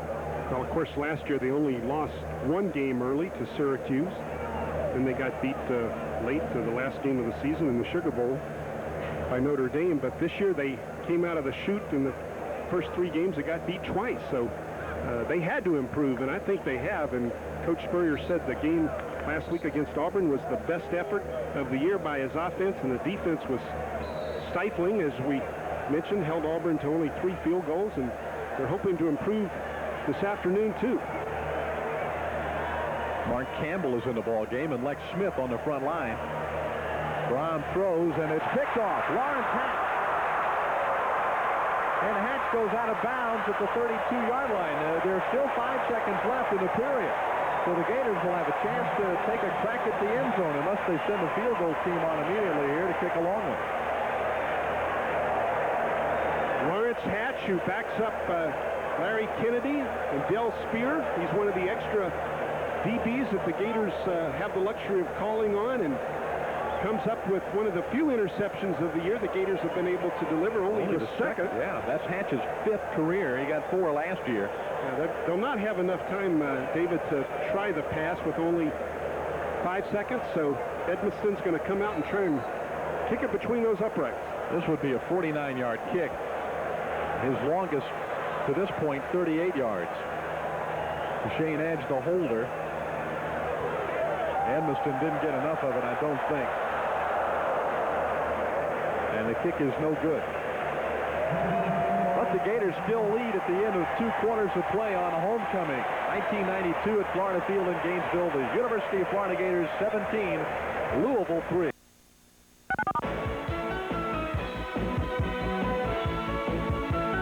Go Gators! Go Gator Stuff! Jacksonville's outpost for fightin' Gator memorabilia. Gator Stuff has the widest selection of gift ideas for all your Gator fans. Gator desk sets, Gator jewelry, even Gator golf gear. From bag to ball, we have it all, including the Steve Spurrier line of sportswear.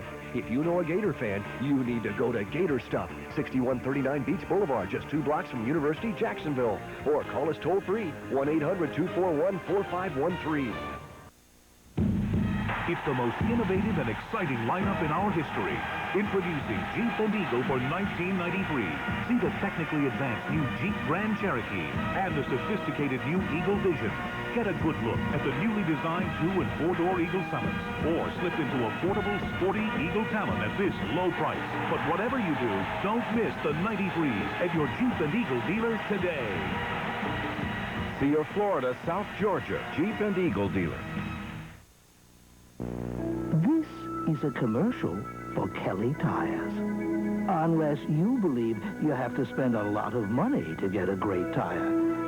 In which case, this is a commercial for a bridge. For a great deal on a great tire, come to Huggins & Oath Tire Service, your tire service headquarters since 1964. Our undercar service check covers alignment, balance, shocks, and brakes. Huggins & Oath, 408 West 8th Street. We've got what it takes to keep you hugging the road.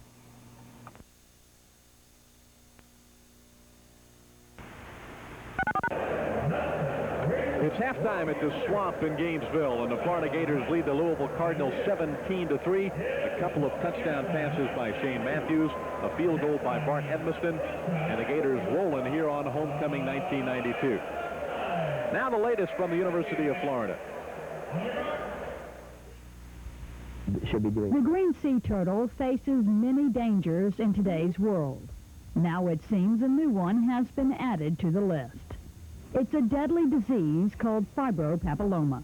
The virus that's eating up the green sea turtle is something that we accidentally came across about 4 years ago. We were taking care of injured turtles, and we found these turtles with these growths on them. And it was just an isolated case here and there, and we were able to tie them off and strangulate the tumors. And over the next several years, the tumors have gotten so pronounced where they take up 80 or 90% of the soft tissue on the turtle. They cover their eyes. And it seems that 90% of the ones that come in with tumors do die. During his research, Moretti teamed up with experts from the University of Florida's Institute of Food and Agricultural Sciences. More than 50% of the green turtles that wash up dead have fibropapilloma. So based upon stranding data on green turtles, we feel that it is a pretty significant disease. So far, researchers believe only green sea turtles are being threatened by the virus, and no other type of sea turtle is affected. But the disease has already taken such a toll on the green sea turtle population, they say the endangered turtle could be pushed to the brink of extinction. I'm Linda Kubitz reporting. Show your support for the University of Florida with an official UF license tag. They're available anytime from your local tag office, and the extra $25 fee goes to improve academic programs at your university. Joining us now here at halftime is Dr. Jack Farrisee. He is a distinguished service professor in the College of Business Administration, marketing professor at UF, has been since 1966. Dr. Farrisee has been a member of the Homecoming Advisory Board also for the last 10 years. Tell us about the role of the advisory board. The advisory board has been in existence for only 10 years. I've been the chairman all those years.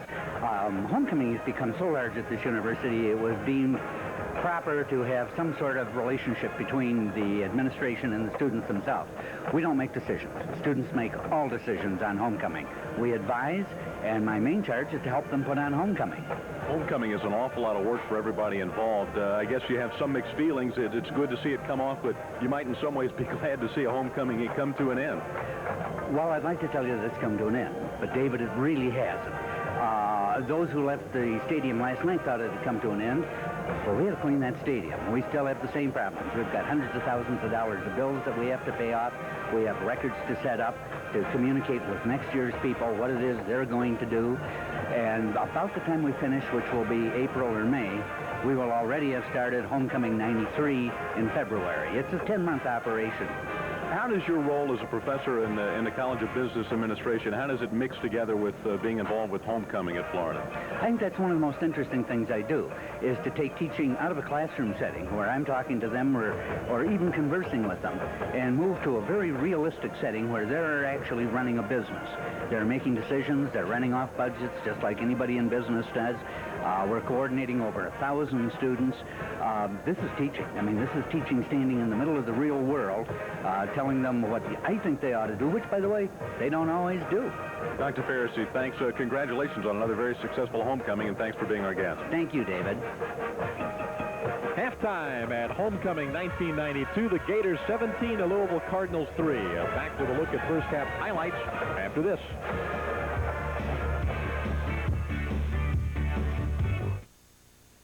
Now, Sports Illustrated takes you where you're not always welcome. Get out of my face. Call this toll-free number now and get all the inside stuff in this provocative new video, The Hidden NFL 2, The Locker Room Tapes.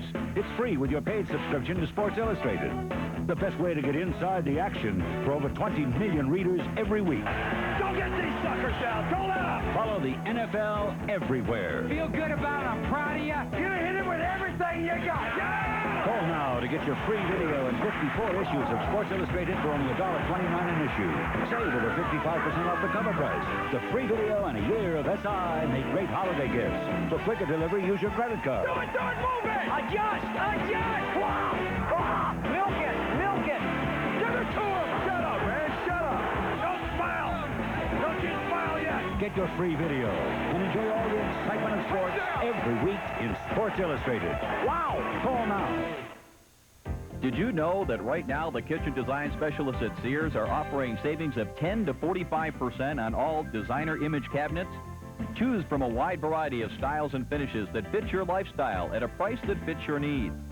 Sears makes it easy with convenient financing, professionally insured installers, and at Sears, your satisfaction is guaranteed. Call now for a free in-home presentation and let a Sears design specialist assist you in making your kitchen the showplace in your home. Dale Earnhardt moves to the inside. Now he's diving into the pit. Let's go down to Bob. Earnhardt's pulling in the pit. I'm going to try to get a word with him. Dale, why are you stopping at the GM dealership? The fast or free guarantee. Fast or free? Yep, my GM dealer does a complete GM oil change and lube in 29 minutes or less, or the next one's free. Whoop, gotta go. And Earnhardt's back in record time.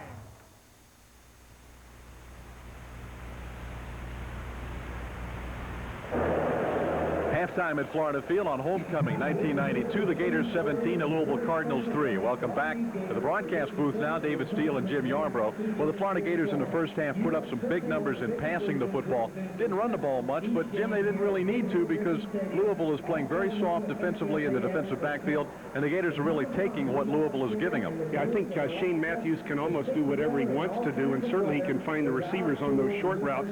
I think they're a bit disappointed they don't have the versatility of running the football as well, and we might see him work on that in the second half, but Matthews having one of his best days ever. He's been very sharp, and the Gators have not been totally devoid of the big play. Their first touchdown, in fact, came on a 29-yard pass play from quarterback Shane Matthews to senior wide receiver Trey Everett. And let's take a look at how that play developed. Shane Matthews does a great job of laying the ball again outside, so Trey Everett has a chance to lean away from the coverage and leap and catch the ball, and he does a beautiful job. His first touchdown catch of the year for the senior Everett. The Gators made some big plays in the first half on 3rd and 4th down, and their next touchdown play, I think it was 3rd down and about 10 on this particular play. Yeah, 3rd down, Shane Matthews does a great job of just zipping the ball into that small area to find Willie Jackson, and then look at the leaping, diving effort to get in the end zone. Touchdown, Willie Jackson on the board again. His 13th career touchdown at the University of Florida. Defensively, the Gators made life very difficult for Louisville in the first half. The one opportunity that Louisville did have, they were inside Florida's 5-yard line and had several opportunities to score, but look at Ben Hanks come up and stop the Louisville running back near the goal line. Yeah, he's the bandit back, but he looked more like the inside linebacker right there as he made the great tackle behind the line of scrimmage. That play really could have changed the complexion of the game had Louisville gotten a touchdown. Instead, they only got the field goal. Cardinals managed only a field goal through the first 2 quarters of the football game. The Gators lead Louisville 17-3. And when we come back, we'll take a look at first half stats from Gainesville.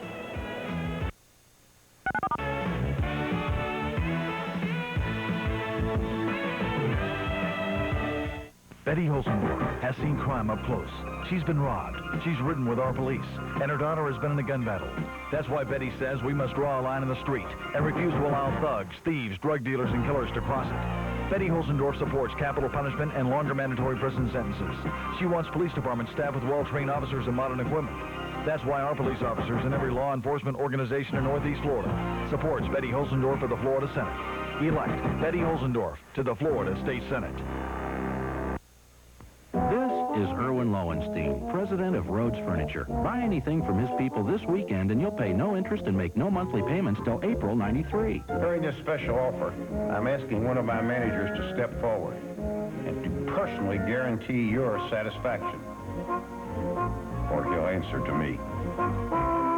Shop Rhodes this weekend and pay no interest or monthly payments until April '93. Why can you get a deal this good at Rhodes? Because I say so. Tired of the transportation blues? Ever been in this situation? If you need a good, reliable car or truck, come to San Pablo Motors. We think enough of our cars to finance them ourselves. Low down payments, easy terms. Had credit problems or no credit? No problem. Visit any of our 5 locations and take delivery in less than an hour. So when you think about reliable cars, think about San Pablo Motors with 5 convenient locations to serve you. Atlantic Boulevard, Beach Boulevard, Phillips Highway, 103rd Street, and Mayport Road.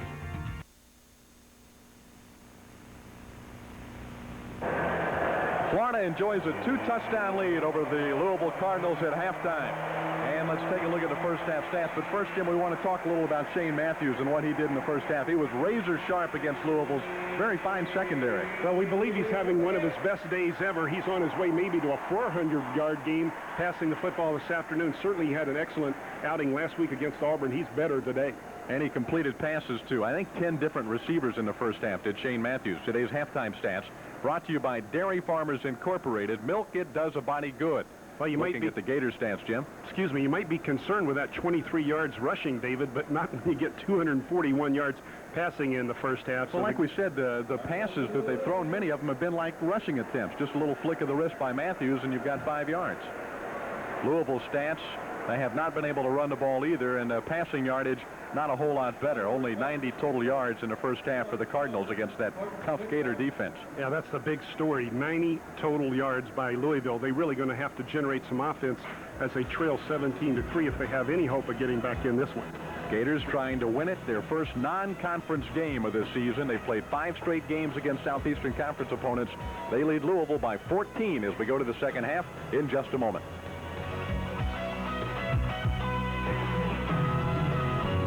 Hey, could you guys give the dog a B-A-T-H? Milk's got a lot going for you. Hey, Tommy, we're going to give Oscar a bath. Carbohydrate for energy, but it's slim on calories. With magnesium for balance,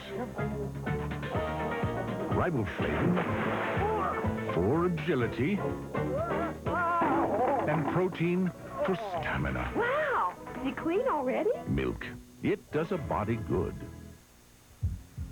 The human heart, understanding how it works and what happens when it breaks down, requires the skill of world-class physicians.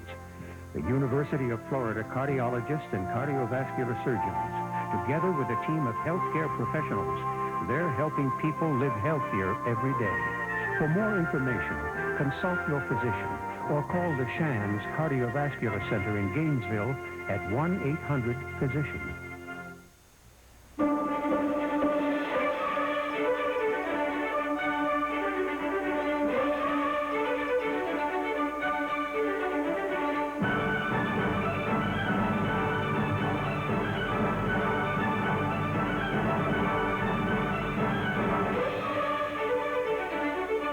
Nothing satisfies so many people in so many different ways. Beef, it's what's for dinner. The advantage of having coaches in the press box during a game, they get a good look at what's going on. The advantage of seeing your local Florida Chevrolet Geo dealer, you get a good look at what's going on. And in 1993, it's going your way. We're holding the line on prices. In fact, many Chevy cars and trucks will cost less this year than last year with increased value. So take a good look this week. You'll definitely be on top of the action at your local Florida Chevrolet Geo dealer.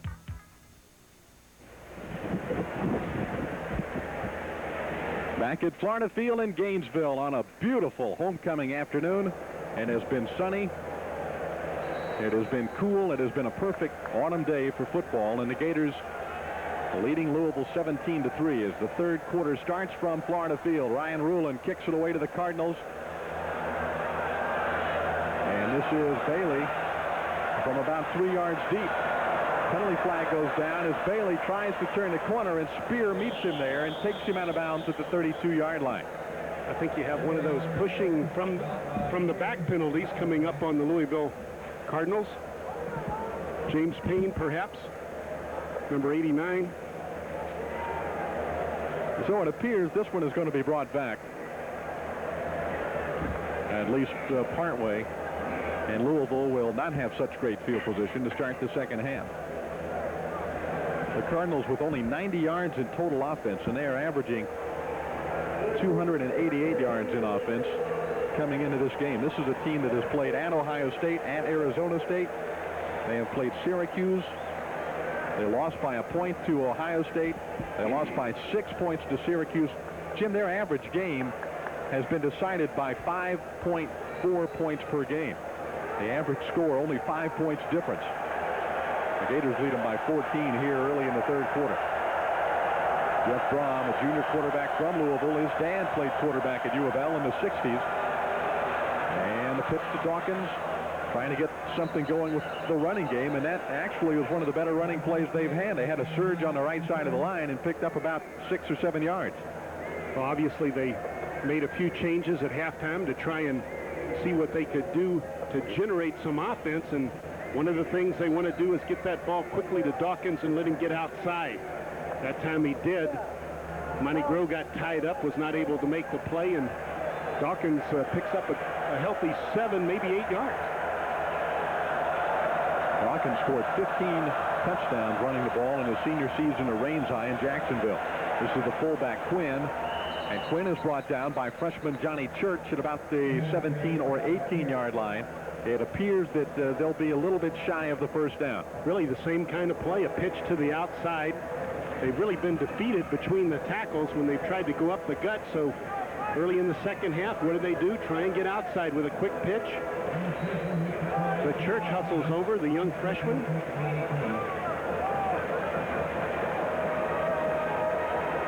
So now the Cardinals are faced with a 3rd and 1. They've had trouble running the ball both inside and outside. They've not been very successful on these 3rd down and short conversions.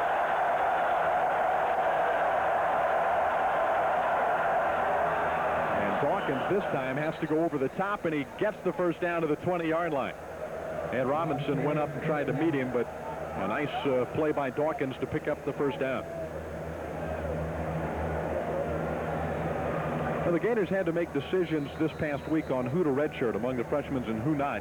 These are the freshmen that will not be redshirted, true freshmen who are going to be playing and use up their first year of eligibility. A couple of prominent other freshmen will be redshirted, including Cameron Davis and James Bates, 2 outstanding prospects on defense. Brom has a man open. Wide open is Jamie Asher, and Asher across the 45 to about the 47-yard line. A good-looking play there by Louisville. Larry Kennedy covering, but Asher was all alone across the middle of the field. 27-yard play. Also, Ed Robinson was in coverage as Jamie Asher drags across the field as Brom sprints to his right. There's the deep drag route. Louisville looking very sharp right here as we begin the second half. Cardinals have made some adjustments at halftime, and they come out moving the football early in the third quarter. Dawkins and Quinn, the running backs. Gators coming with the blitz. Brom has protection, but he overthrew his man, his brother Greg Brom, at about the 25-yard line of Florida. That looked like a 7-man blitz by that Gator front right there, leaving the 3 deep backs and Monty Groh, the Gator back in coverage. Brom had no choice but to lay it up. You see Del Spear right here. He has coverage initially. The wide receiver slips by him, but the ball has been thrown by now, and the play had no chance. Del Spear playing tightly as versus what we saw Louisville do to the Gator wide receivers, playing very loose. Second down, the pitch to Dawkins. Dawkins is hit behind the line of scrimmage by Spear once again. Spear's having a big day defensively for Florida. Senior from Miami came in with 18 tackles, and he's made a number of big plays defensively already in this football game. Aaron Bailey, number 38, tries to make the block on Del Spear, but he refuses to go down before making the hit himself. There you look at Del out of Carroll City.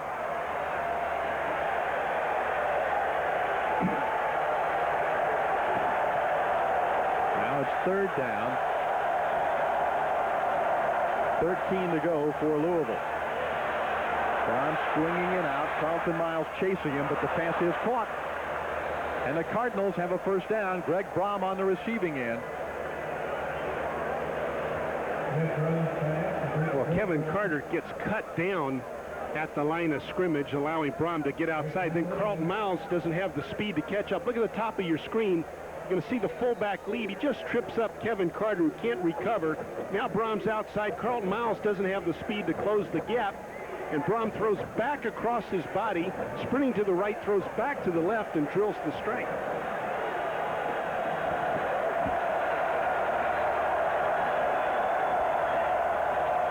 Louisville at Florida's 38. Play action. Brom is hit from behind by Church. Now being chased by Dexter Daniels, but he steps out of bounds at the 25-yard line, and that's good for another first down for Louisville. Big block by Ralph Dawkins there as he comes back to protect his quarterback after Johnny Church seems to have the sack with his speed. He runs around the offensive tackle, but doesn't have the strength to throw Brom down. Brom fakes the ball downfield.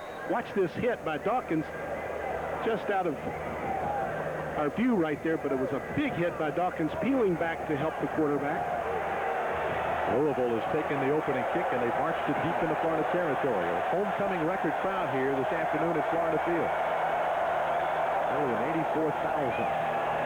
Dawkins hit behind the line of scrimmage by McMillan and Carter, who got there almost simultaneously to make the stop.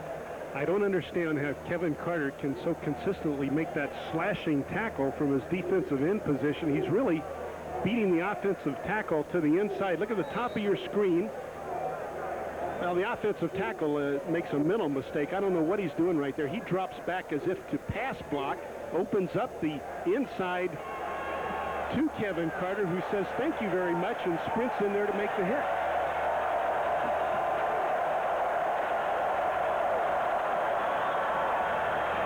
Wow. And the pass is caught. Reggie Ferguson holds one in. Louisville will be first and goal at Florida's 9-yard line. Now, we talked about Shane Matthews being hot in the second quarter when he hit 9 or 10 in a row.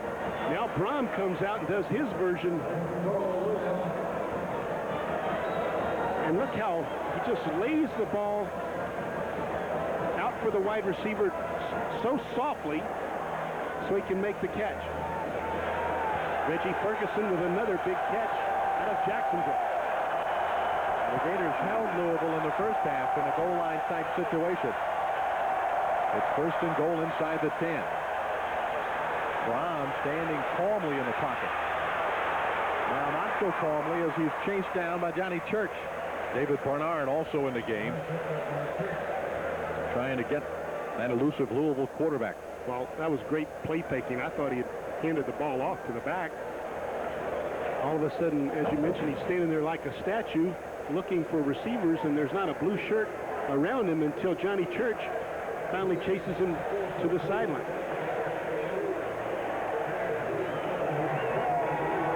Ball is at the 9, second down and goal for the Louisville Cardinals.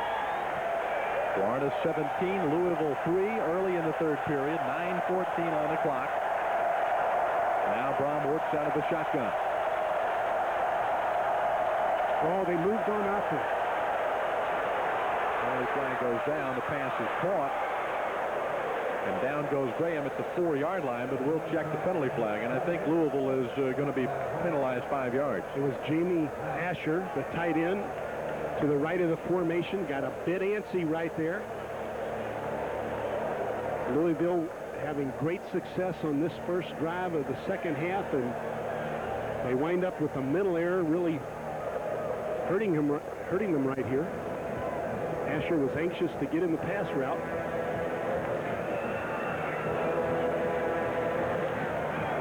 Officials talking it over. Illegal movement by the offensive line at the snap. 5 yards to take it down. Take a look at the center and the tight end to the right.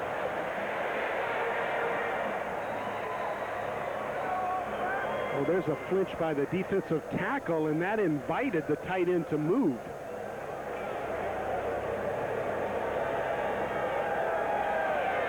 Louisville penalized 5 yards. The Cardinals have called for a timeout with 8:58 to play in the third quarter. They're inside Florida's 15-yard line, but the Gators lead 17-3.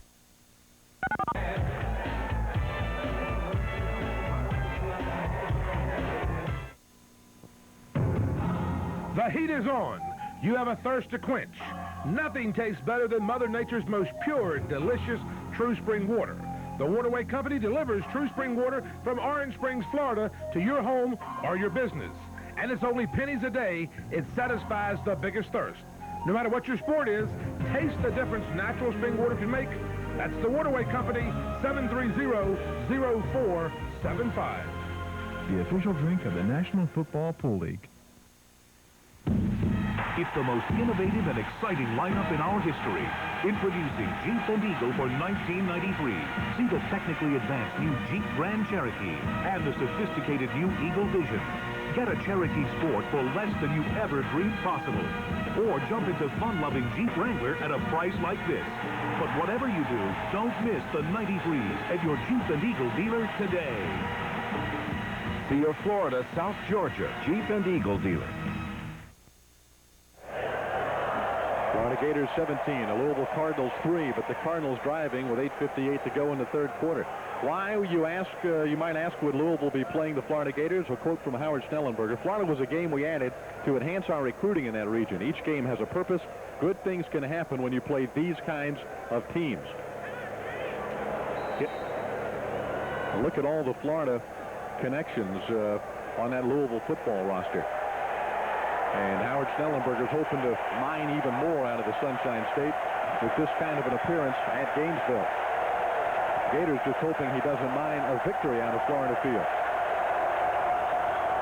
Brom on second down. He's got a man all alone. Somebody busted there. Greg Brom was wide open for the touchdown. Larry Kennedy and Will White ran right into each other. I don't think I've ever seen a receiver that open and a play from that distance out. Only 14-yard line and an easy reception for Greg Baum. Yeah, it was like a bumper car collision between the Gator defensive backs. It was Kennedy and Will White. There was obviously a misconnection back there, and they wound up knocking each other completely out of the play. Greg Brom's third touchdown reception of the season. His brother's sixth touchdown pass of the year. Now it's a touchdown difference between these two clubs. 17-10 Florida. We'll take timeout.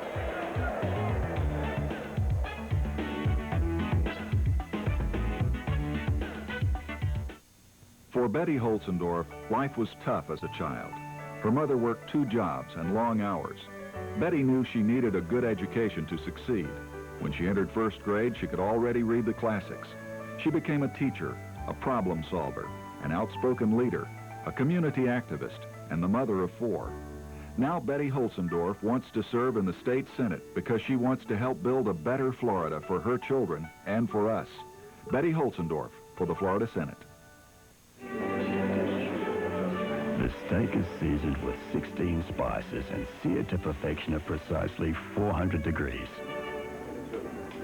The Cabernet is imported from the finest Australian vineyard.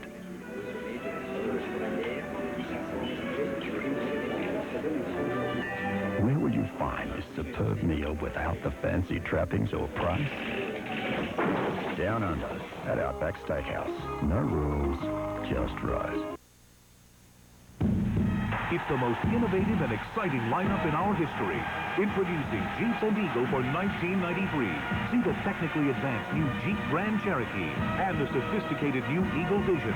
Get a good look at the newly designed 2- and 4-door Eagle Summits, or slip into affordable, sporty Eagle Talon at this low price. But whatever you do, don't miss the 93s at your Jeep and Eagle dealer today. See your Florida, South Georgia Jeep and Eagle dealer.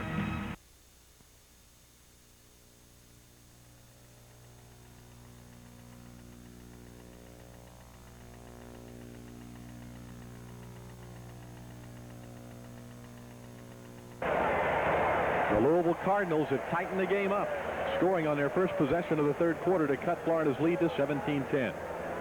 Sports Channel has all your Gator action. Mondays at 6 p.m., Florida football with Steve Spurrier. Thursdays at 6:30, the Gator Hotline Show. Saturday, 7:30 p.m., volleyball, Kentucky at Florida. And on Saturday, 11:30 p.m., the Gators against the Georgia Bulldogs from Jacksonville's Gator Bowl. Check local listings for Sports Channel and Gator Vision coverage in your area. Steve Babick on the sidelines with a report. You know, back in the first half, we talked about when Larry Kennedy went out because on that kickoff return, his helmet came off and he got kicked in the head. Well, during that defensive series, Eddie Lake got about 5 snaps in there because Larry came out and complained about blurry vision in the right eye. Now, he went back on there on that touchdown pass, and as you talked about, it was because Bill White and Larry got crossed up there, not because of the vision. But that's something to keep an eye on with Larry Kennedy. Let's go back upstairs. Jack Jackson on the kick return goes down at the 22-yard line.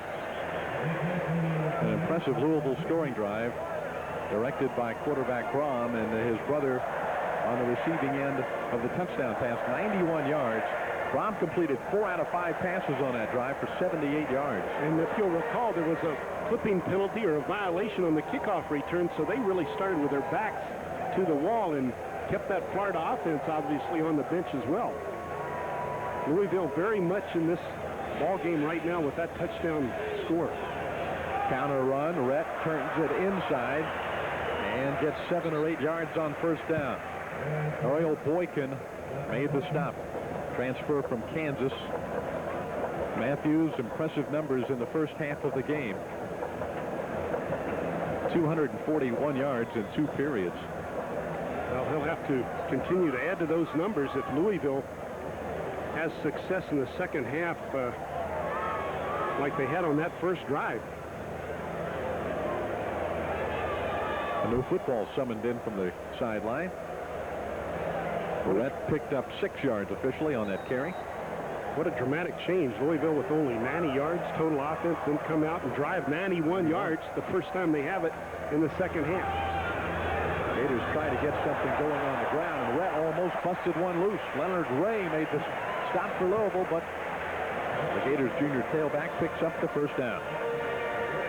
Now, that's certainly a good sign. We talked about the Gators with only about 25 yards rushing in the first half. Eric Rhett says, hey, we can do better than that, guys, and comes out and becomes the leader, dragging a couple of Cardinals with him as he picks up the first down.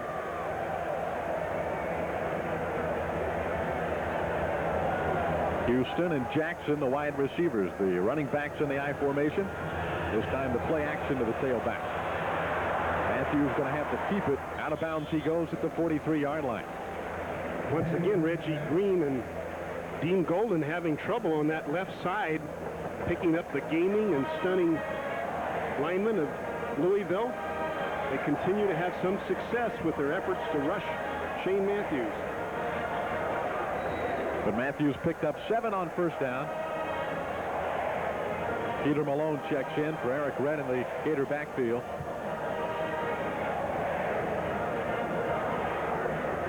You know, Matthews has completed passes to 10 different receivers, but Harrison Houston has not been one of them. Houston's wide to the left. The pitch to Malone. He's got some blockers out in front of him, but only manages a couple of yards to the 45-yard line.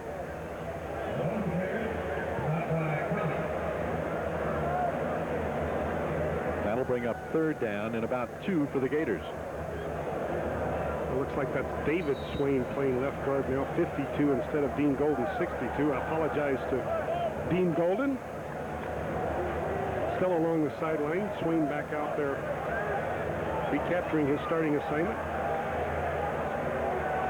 Big third down play for the Gators. They've been very good in this situation. I think they brought Louisville all across the line of scrimmage. I don't think that the Cardinals were drawn. The play does not go for the first down yardage. Brevin Smith made the tackle, but let's see if Louisville was offsides or did the Gators draw him. I don't think that will be the case. Shane may have tripped them up with the count, Jim. Yeah, sometimes he'll change the voice inflection to invite the defense over, especially in short yardage. You really got to have a lot of poise up front on offense, not to flinch yourself as those big defensive guys jump right at you. And the Gators had the poise and picked up the first down with the penalty.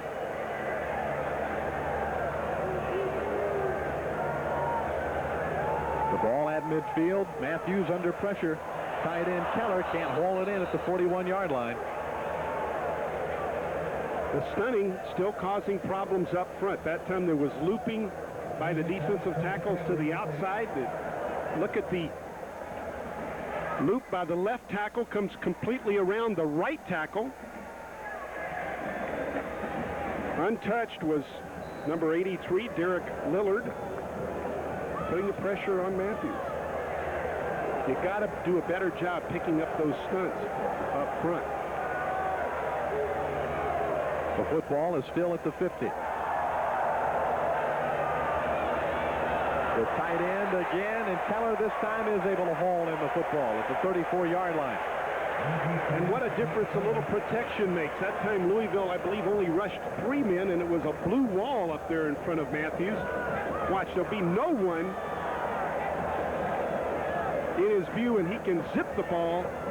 This time Keller doesn't have to dive. All he has to do is just reach out and snare it. And that's a big first down for this Gator offense. Leading Louisville 17-10. 6:44 to play in the third quarter. Draw play to Rhett.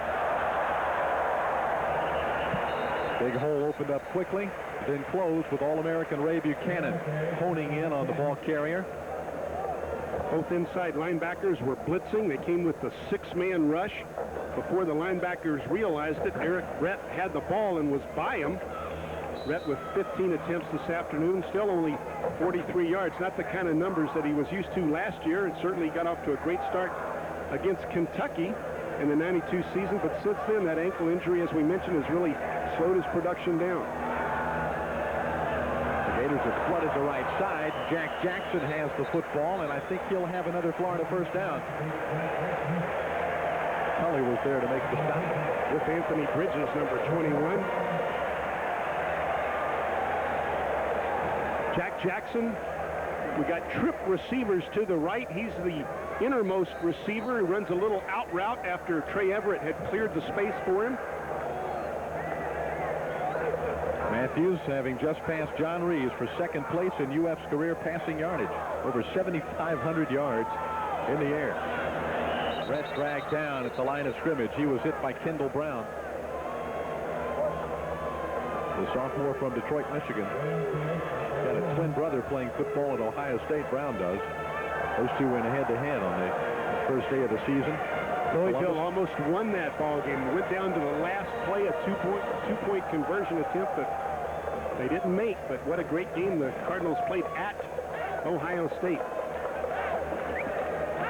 So this packed stadium and this homecoming crowd here is not going to intimidate by any means the Louisville Cardinal football team. They played in Arizona State in front of a packed house. They played at Ohio State this year. They were 10-1-1 2 seasons ago. Penalty flag goes down. Did the Gators let the clock run out on them? I think so. 2 years ago, a quarterback named Brownie Nagel embarrassed Alabama. Now he's the starting quarterback for the Jets.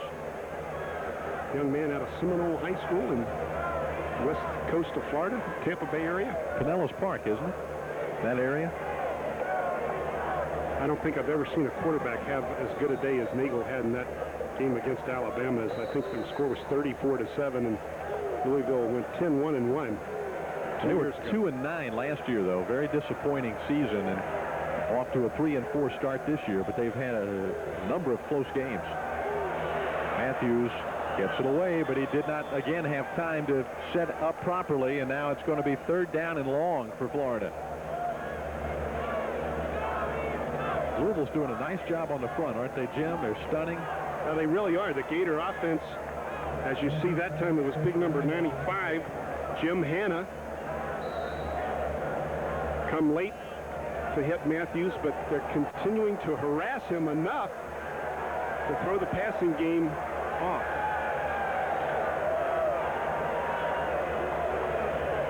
Big 3rd down play. Matthews for Hill, and he held on to the football. Yeah, and he was hit before the ball got there. I don't understand why the flag wasn't in the air. It seemed to me that he was hit prior to catching the ball, but he was knocked into the football.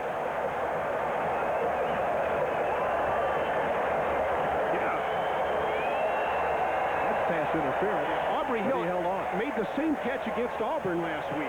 Just the same play, it looked like to me, except that time he was on the other side of the formation, I believe, against Auburn. This time he was lined up to the right. Big 3rd down play on 3rd and 16. The Gators get their 1st down, and now Eric Rett carries the ball near the 5. They'll stop him at the 6. It'll be 2nd down and goal. That was a huge 3rd down play by the Gators, leading by only a touchdown here in the 3rd quarter. If they do not pick up that 1st down, you're looking at a long field goal in which they may or may not make, and if they don't, Louisville takes over around the 30-yard line, and they've got tremendous momentum.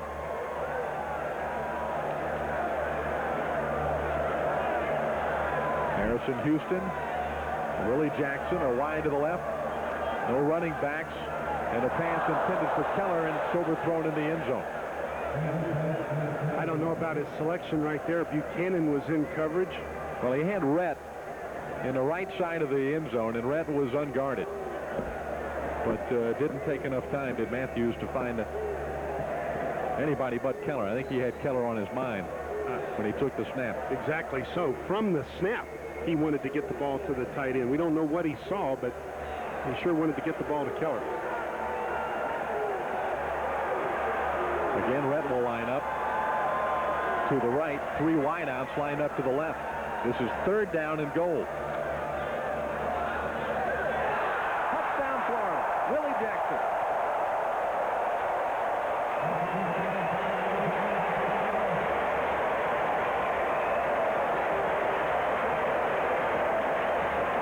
That's the 2nd time that Robert Kinutilla has been burned in the end zone. Kinutilla has the outside. Willie Jackson takes the inside on him, and this pass is perfectly thrown. A very difficult pass to throw, as we mentioned, when that wide receiver comes slashing across center field there. Bart Edmiston's extra point makes it a 24-10 score. The Gators made 2 very big plays on that drive to give themselves a 14-point lead again over the Cardinals.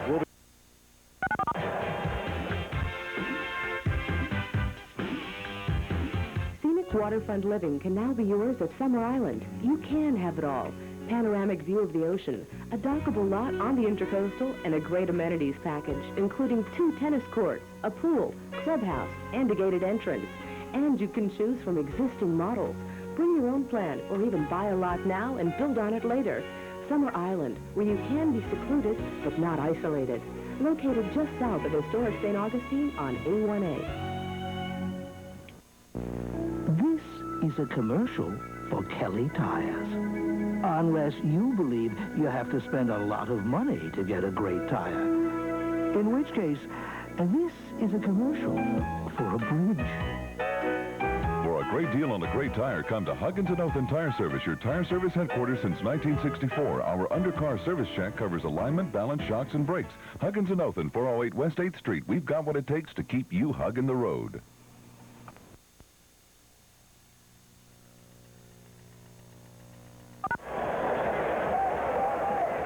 Well, let's take a look at the touchdown play again with the Gators leading 24-10. Willie Jackson on the receiving end, perfectly timed route. Great throw by Shane. Now, this is a 3-step timing route, they call it. He takes 3 steps and lets the ball fly. Willie Jackson had the inside as the defender had him shaded to the outside. That's all the room that Shane Matthews needed as he drilled the ball home to touchdown Willie Jackson. Shane Matthews has thrown his 63rd career touchdown pass, Jim, and he now needs only 6 more to tie Tommy Hodson for the all-time Southeastern Conference record. 69 passes, Hodson, in his career. This one down, and that'll bring Louisville out to the 20. Tommy Hodson now playing with the New England Patriots. 15 plays, 77 yards. That big third down conversion on 3rd and 16, a great play. And then the touchdown play on 3rd down as well to bail out the Gators and get that touchdown on the board. Let's go on the field to Steve Babick. As Shane Matthews gets near throwing for 300 yards, he's really spread the ball around. 10 different receivers have touched the ball. And you talk about the tight end play. Sometimes Aubrey Hill will line up at a tight end, and that's how he gets open down the middle. What a great catch that was by Aubrey Hill, a guy that doesn't get a lot of passing, but when the ball comes his way, Aubrey makes the play. David, and Harrison Houston hasn't caught the ball yet. He spread it around to 10 guys, and Harrison Houston hasn't touched it yet. And here comes Louisville. Right back at the Gators. That pass caught by Sean Jackson over the middle, and he took a hit from the Gators secondary and held on to the football.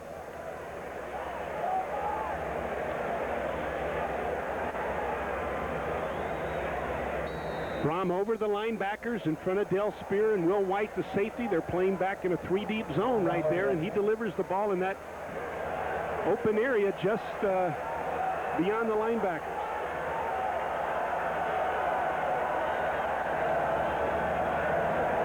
The tailback Shellman trying to run up the middle, and the Gators not giving much ground there. A little pushing and shoving match. Carlton Miles made the tackle. Carlton Miles and Xavier Atkins. 2nd down and 9. There's Miles, the senior from Daytona Beach, Father Lopez high school product. We got a shade over 2 minutes in this 3rd quarter, and we've only seen 1 possession by each team. Both teams continuing to keep the football every time they get it. The play action and Brom rolling out. He's got a man open again. It hit him in the face, I think. Jackson, I believe, if we'll see on the replay, I believe he got hit right in the face mask. Now, perhaps the sun got in his vision right there. Sean Jackson looking back to Brom as Brom runs the sprint out to the sideline. Jackson running down that far sideline. Here you see Brom getting outside again. Kevin Carter in hot pursuit. Looking back to the sun. Hanks makes the dive. Yeah, he did not see the ball get to him until he almost ate it. And literally eat it. If he hadn't been wearing a helmet, it would have been right in his mouth. 3rd down and 9.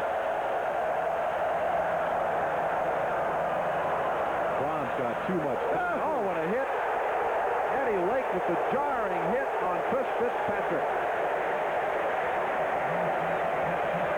Eddie Lake, as Steve Babick mentioned earlier, seen some action, some extensive action this afternoon because of Larry Kennedy's minor injury. This time reads the play all along.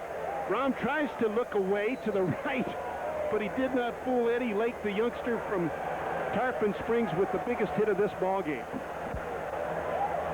The Cardinals unable to convert on their 3rd down and 9. Now they'll punt the ball away. Duncan is the deep man, standing around the 20. Brandon Brooksfield gets a high snap. Here comes the rush. Brookfield got it away nicely. And Duncan makes the fair catch in a crowd at the 27-yard line. And nicely done by Monty Duncan. A 31-yard kick.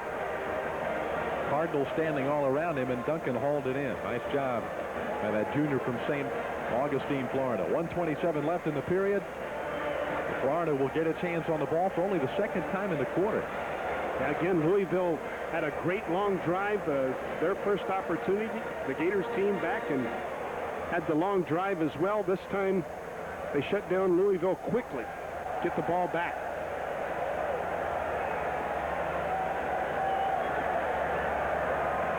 Bilkey is the fullback along with Rhett. And Rhett has a gaping hole, and a penalty flag goes down as Rhett picks up 10 yards on 1st down.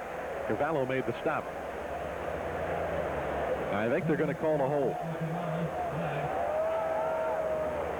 Well, it seems to be the first holding call of the afternoon. You know, the flag was thrown, too, when Rhett was 8, 9, 10 yards down the field. It was a little bit of a late flag coming down there after the play had already been well developed. We have a 10-yard holding on the offense. Repeat the down. So tough break for the Gators on first down. You know, some say you could call holding on just about any play. No, that's not true. Who told you that? I think I heard you say it. Offensive linemen occasionally hold, but not all the time. Gant Crouch over the football. Shane Matthews brings him up. It's 1st and 20 now for the Gators. Jack Jackson hit by Kevin Gaines. A play that picks up 5 yards. Time winding down in the third quarter. Inside of a minute now in the third period. Florida 24, Louisville 10.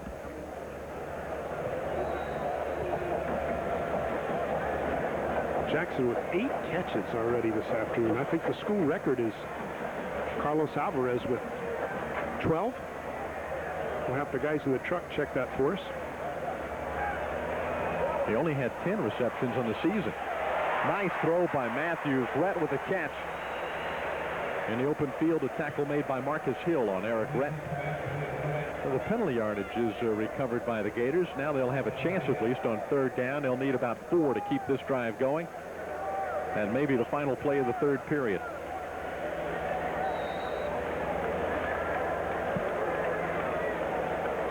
Shane Matthews moving toward the sideline, and they will not attempt another play in the third. So after 3 periods of play from Florida Field, Ben Hill Griffin Stadium in Gainesville, Florida, the score of the University of Florida Gators 24, the Louisville Cardinals 10. Back for the fourth period right after this. Right now at Eckerd, you can get free photo processing when you buy the Eckerd 40th Anniversary Kodak Fun Saver camera or 40th Anniversary Kodak Multi-Pack film. So, every time you snap this shutter, you save money. And every time you snap this shutter, you save money. That's free quality Eckerd photo processing and 2 great Kodak values. But better snap to it. The offer's only good for a limited time. 5, 6, 7, and come on, you can do it. 6, 7, again, 6, 7, 8. After making it on Broadway, some of the finest entertainers around go off-Broadway. They appear on Norwegian Cruise Line. No other cruise line offers such entertainment. Norwegian Cruise Line, the best vacation you've ever had. Plus...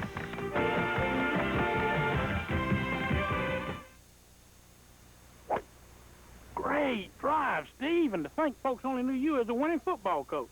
Well, same with you, Jimmy. Anyone at Bill's knows of Great Southern Wood's reputation for making the very best lumber. Osmos, pressure-treated pine. It's clean, straight, and backed by a lifetime guarantee. Look at him, Liz. Let's get an autograph. I just love him. Jimmy! Oh, Jimmy! Mr. Rain! Remember, if it doesn't say Osmos on the yellow tag, believe me, you don't want it. You know, there's a lot of talk about who's got banking roots here in Florida and who doesn't. Yeah, banking roots, yeah. For the record, we bank with First Union. They've got, what is it, $25 billion worth of assets here in Florida alone? 25 billion. I call that roots. 25 billion of them. You know, you really ought to give First Union a try. For our money, the grass isn't greener anywhere else. Neither is the money.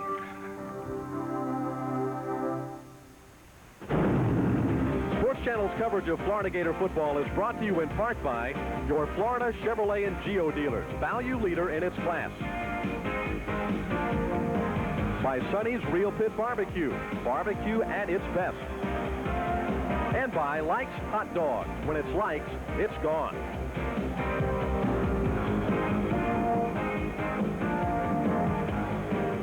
Welcome back to Florida Field, Ben Hill Griffin Stadium. The fourth quarter begins with the Gators up by 2 touchdowns against Louisville.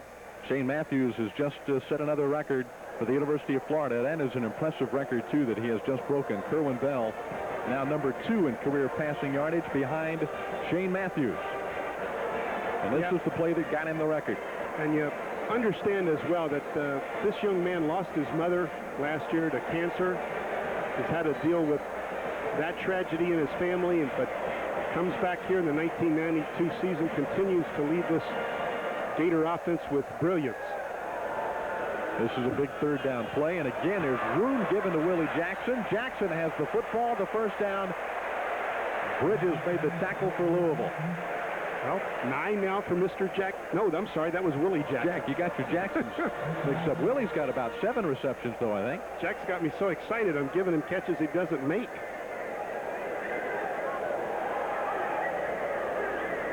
Another big third down conversion for the Florida Gators. They keep the football now at their 39-yard line.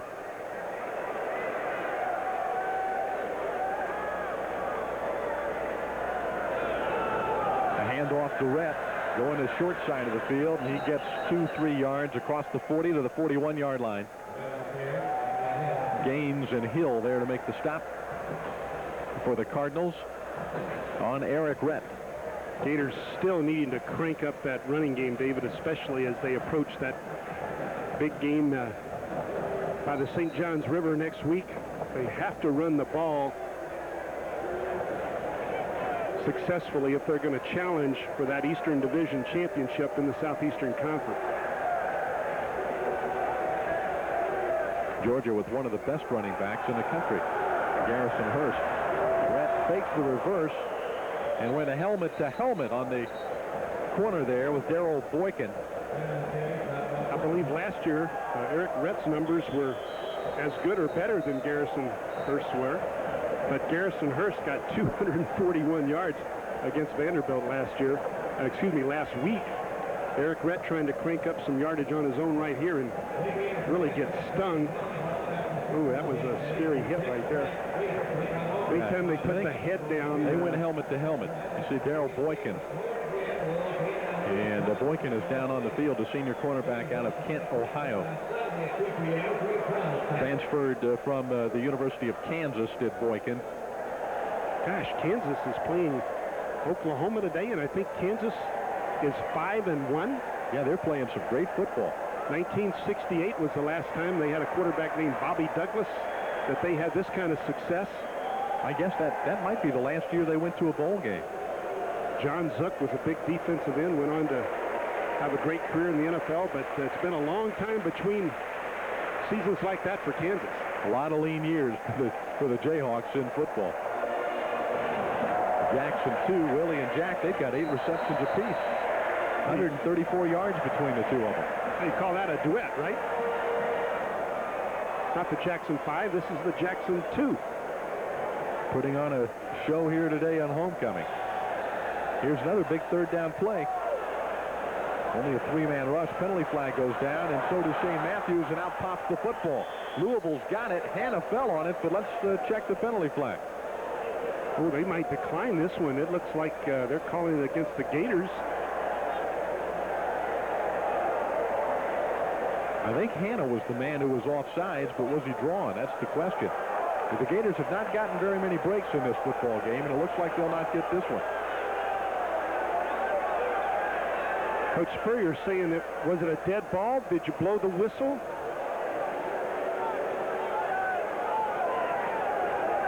Now the tight end moves there. It looked like a tie to me. Both guys were offside. Of course, the tight end can't move. Matthews gets the ball knocked away. It is Louisville's football. Hanna fell on it, and the Cardinals were in business at Florida's 41-yard line. 13:35 remaining.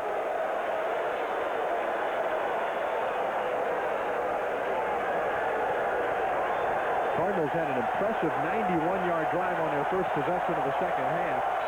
They were shut down on their second possession. Rahm will work from the shotgun formation. Rahm getting pressure. Throws it, and it's caught by Dawkins. Dawkins almost got away, but Hanks brings him down at the 35-yard line. A pickup of 6 yards on first down. Using that shotgun to give Blum an extra look into the secondary. They've made up their mind they're going to throw the ball. There you see the four-man rush. Kevin Carter doing a nice job coming. Oh, Kevin almost makes the sack. He's just got to close a little bit quicker right there. Brom dumps it off to the tailback, Dawkins. The ball is at the Florida 34.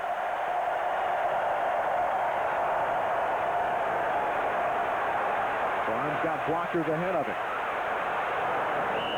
And Brom gets the first down and runs out of bounds at the 27-yard line. Gators did a great job to the far side of the field that time, stopping Brom from getting outside on his sprint action. He saw he had no hope at all of continuing to his left, so he comes back to the right, picks up a couple of late blocks. Brom's numbers beginning to improve in the second half. He's been very sharp in the second half of the game after a little shaky start. 12:41 left. Cardinals have a first down at the Florida 27-yard line. Brom is getting great protection. A pass caught by Dawkins, doing some nifty footwork there, but not fooled our Miles and Grove. Still a gain of 7 on first down, or 6 we should say. It'll be second down and 4 at the Gator 22-yard line. Ex-Gator Mark Murray looking on. Saw his high school team play last night, the Popka Blue Darters. What a great high school athlete he was, and had a great career here at Florida as well. What a good-looking team of Popka is this year. Second down. Brom throws, ball caught inside the 15 by brother Greg Brom, and the Cardinals have a first down. Quarterback Jeff Brom a little bit shaken up on that play. Looks like his right arm got stung a little bit. See if we can pick up the hit. Kevin Carter again. Hit him right on the shoulder with the helmet. Yeah, that's the throwing arm, the right shoulder.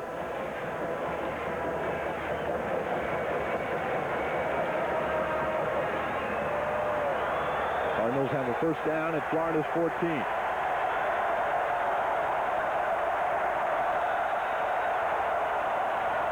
Dawkins gets the handoff, and Dawkins to the 10.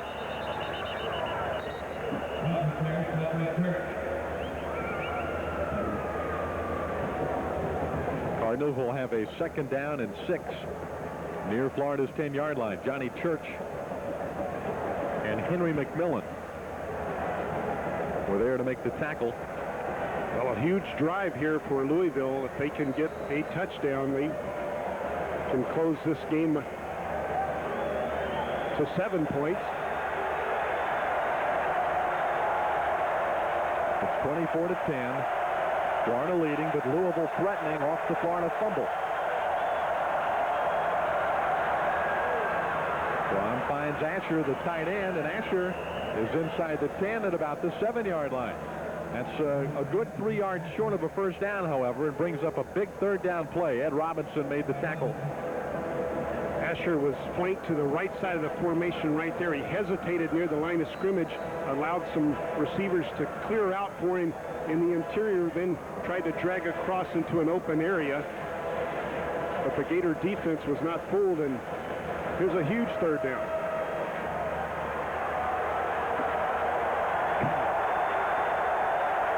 There's a look for the Cardinals to be putting the ball up. They have most often on big third down plays. Now they're going to keep it on the ground, and Dawkins with running room into the end zone. Touchdown, Louisville. He vaulted over the top of Monty Grove. And that is the best blocking up front we probably have seen today by Louisville on a running play. They've really struggled all afternoon running, but that time they came out with a tight set.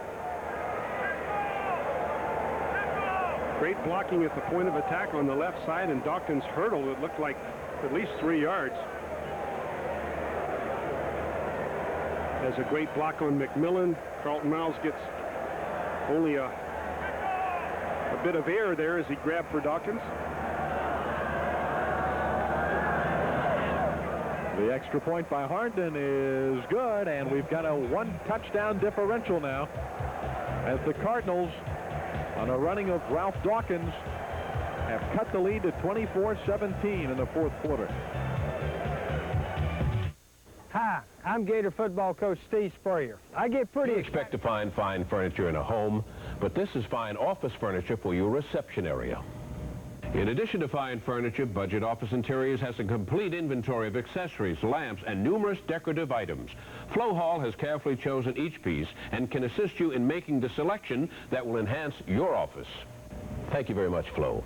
It's all here at Budget Office Interiors, 3030 Powers Avenue. Go Gators! Go Gator Stuff! Jacksonville's outpost for fightin' Gator memorabilia. Gator Stuff has the widest selection of gift ideas for all your Gator fans. Gator desk sets, Gator jewelry, even Gator golf gear. From bag to ball, we have it all, including the Steve Spurrier line of sportswear. If you know a Gator fan, you need to go to Gator Stuff, 6139 Beach Boulevard, just 2 blocks from University Jacksonville. Or call us toll-free, 1-800-241-4513. Get ready for liftoff. So I lead him into the glass elevator. And rocket into out-of-this-world fun. I ordered what had the most garlic in it, because I didn't want to get that close. Where some ask for the moon. He said, why don't you go ahead and try the bed? And others get knocked out of orbit. So for cosmic romance. I know that there's something in him just... Check out Love Connection this week. Weeknights at 5:30 on WNFT. Louisville just won't go away here, and they're trying to do the best they can to ruin this Gator homecoming. But Florida still has a touchdown cushion with 9:55 to play in the fourth period. Baseball's greatest games returns this fall to Sports Channel on Thursday, October 29th at 8 p.m. with Game 6 of the 1991 World Series. Watch Kirby Puckett hit that game-winning home run to defeat the Atlanta Braves and send the series to a 7th game, giving Minnesota a chance for their second World Championship in 5 years. Check local listings for availability in your area. Steve Babick with the sideline report. Steve? Well, rocked by Shane Edge, and Shane Edge is number 14, but he had this wristband on number 56, and I said, Shane, what's up with the 56? And he said, well, since Harvey Thomas tried to give it a go this week and he wasn't able to play, I still wanted to bring part of him out here and asked him in the locker room, can I wear your wristband today? So you talk about team camaraderie, Shane Edge looking out and thinking about Harvey Thomas in this ball game. Thanks, Steve. Harvey Thomas, injured in an automobile accident last December, has just not been able to get himself back into football playing condition. That kick by Harnden, well deep in the end zone, and Louisville is a pumped-up football team right now with 9:55 to play. The Cardinals only had to go 41 yards on their last drive due to the field position set up by the Shane Matthews fumble. They take it in 7 plays with Dawkins carrying it in for the final 6. Of course, Matthews fumbled because he was sacked, and he was sacked because the Gator offense jumped off sides and gave Louisville really kind of a free shot at him. This time he's coming back out and trying to get that Gator offense to play like they can play. The Gator offense, when it has been stopped, has primarily just stopped itself. Rhett with a nice side step. Get out of the way, official. Rhett goes down at the 28-yard line. Umpire got steamrolled right there. The crowd booing the umpire a little bit. You know, those umpires don't have the quickest feet in the world. Obviously. There's Dean Golden, left guard, in for Swain. There's the cutback. Now the umpire's going to make a nice hit right there. A little elbow to the chin. Now he's going to fall on the pile. Marcus Hill got credit for the tackle. Rhett slashing across the 35 with the Gator first down. Well, you talk about forward lean of a running back, and Coach Spurrier's always complimenting Eric Rhett on his forward lean. You'll never see it evidenced more than you see right there. He was hit and stumbled, but continued to fight forward. Rhett passing John L. Williams, 4th place in the career rushing list. That's pretty good company, huh? John L. still grinding out yards in the National Football League. It worked well. Oh, what a punishing blow Rhett delivered on the defensive back. Golden threw another big block. Florida's getting excellent blocking this series, and there's putting it in the hands of 33 and letting him go. Well, there's that missing running game. We talked about the importance of that running game. If the Gators are going to challenge the top teams in the conference, they need to crank up that running game if they're going to keep this victory over Louisville here at homecoming. That time, Rhett said hello to the All-American Ray Buchanan with a helmet. Second down, counter play again. Rhett swarmed at the 40. That play loses 4. Mike Jackson was there first, and Marcus Hill was there next, the linebacker. Coming through there on the blitz. Now another big third down play for the Gators with 8 minutes left in the fourth period. The last thing they want to do is give the ball back to Louisville. Now Louisville executed on their third down opportunities on their last drive. Can the Gators answer on a third down of their own?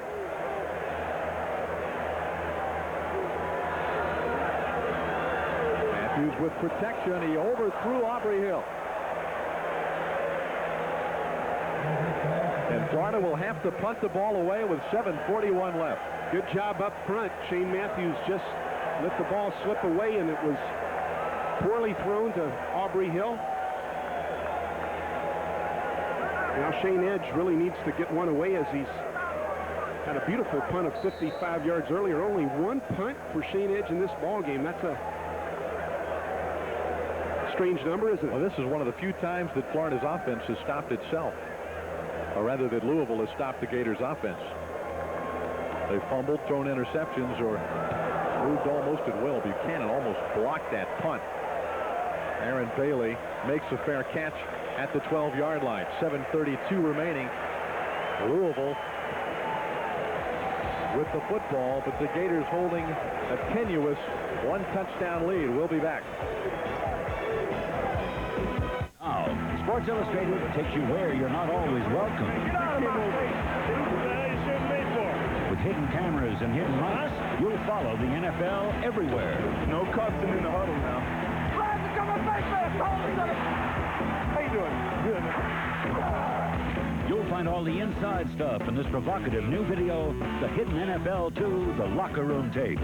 It's free with your paid subscription to Sports Illustrated. The best way to get inside the action for over 20 million readers every week. Go get these suckers down. Go up. With your free video, you'll go where you've never been before and hear things that maybe you shouldn't. The wide receiver went out here and tackled it right in front of you. That's our ball. That's what happened. That's our ball. So let us get back in the huddle. Call this toll-free number now and be there for the Locker Room Pep Talk. Great job, man. Proud of all of you. Feel good about it. I'm proud of you. Be happy. Enjoy it. You hit it with everything you got. Yeah! Then line up in the backfield. Do it, move it. Learn how to steal signals. What the hell is that?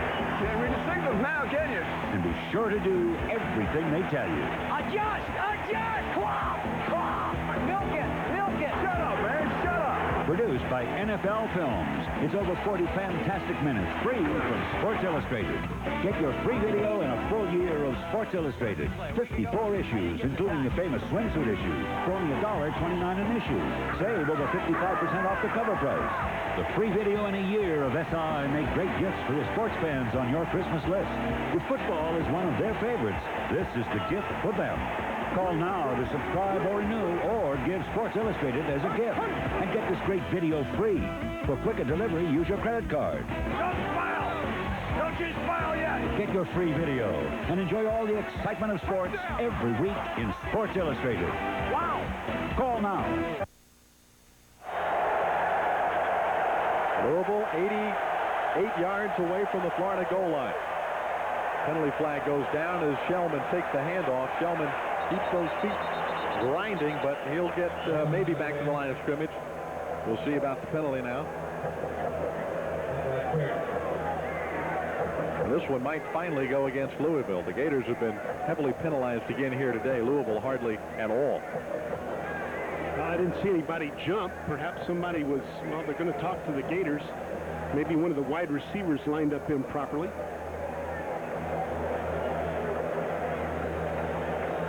Gators will probably decline it, though, as they stuff that play for a small loss. Illegal procedure against the offense. They only had 6 men on the line of scrimmage. The penalty is refused. Be second down. Florida takes the down rather than the 5 yards. The broadcast rights to today's telecast have been granted to Sports Channel Florida by the University of Florida solely for the entertainment of our audience. Any reproduction, retransmission, or other use of this program without the express written consent of Sports Channel Florida is prohibited.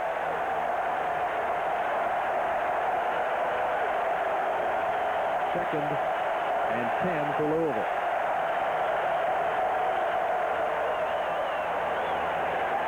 Brom throwing it for the tight end, Gonzalez, and overthrew him at the 30-yard line. The defender, Monty Groh, had slipped and fallen. Oh, that was an excellent play as Jose Gonzalez was matched up man for man on Monty Groh. Gonzalez, 6'4", 230 pounds, to the right of your screen. They had a slot formation to the left, and he throws the ball up, hoping Gonzalez can run under it, but he made his turn too dramatically to the right and wasn't able to run under the football. Looked like Brom threw that ball from his heels.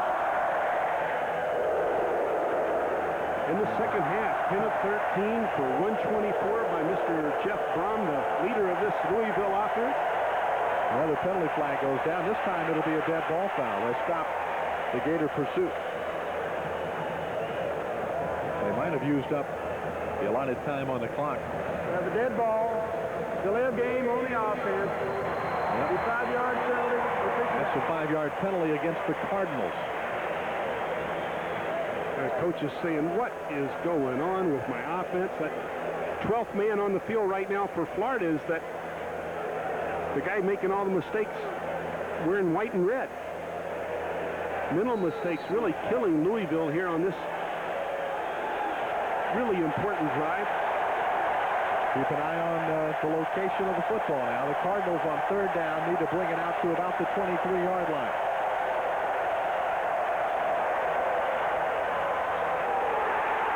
Intercepted by Carlton Miles.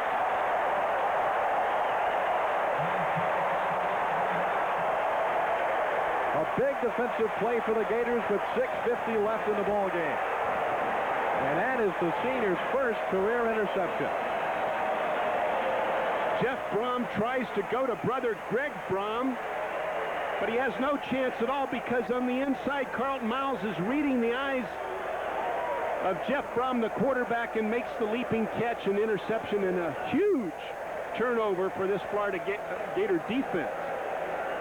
And they've got great field position as well. Brom forced that one in there, and Miles picked it off. Penalty flag is down again as Rhett barrels over the middle of the 20-yard line of Louisville. Now, you just wouldn't expect these kind of mistakes by your ball club midway in the season like this. Louisville, it looks like it's their mistake again as Shane Matthews is being talked to. Maybe one of the linemen lined up in the neutral zone. Coach says, no way, we'll take the play. Rhett carried for 8. Defense was offside at the snap. Offense refused the penalty. It's going to be 2nd and 2. So the ball just shy of the 20-yard line.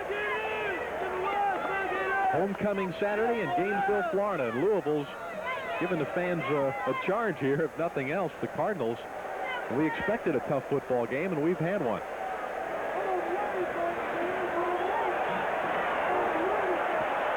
I'll tell you one thing, there aren't many people that have left early. 6.5 minutes to play. The seats are still filled up with people. Second down for the Gators. Rhett can find no room on the left side. That'll bring up third down play for Florida. Only a 7-point cushion. The Gators still are not out of the woods in this one. I think Jim Hanna, 95, doing a great job that time for Louisville. Look at Eric Rhett with 77 yards rushing today. The Gators only have 84 as a team. He's been the horse that they've tried to ride. Houston, Everett, Jack Jackson are wide to the right. Matthews rolling that way. Look at the cushion given the receiver. And that's Monty Duncan with the football, and Duncan is down inside the 15-yard line. Monty Duncan really seeing some extensive action for the first time of the year.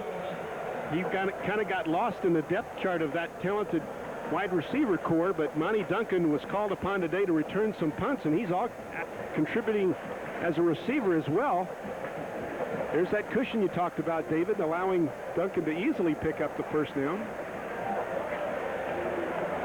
The ball is at the 13 of Louisville.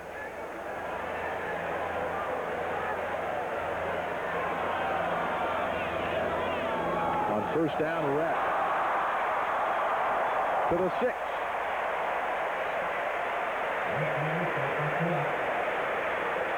Tackle made by Johnny Frost. Eric Rhett on the draw. The sprint draw. Great blocking up front by Dean Golden and Big Reggie Green. You know, we talked about Kedra Malone and Tony Davis giving Eric Rhett some assistance in that backfield. Today it's been all Eric Rhett. Second down for the Gators at the Cardinals' 7-yard line. Rhett sweeping wide to the right. High steps into the end zone.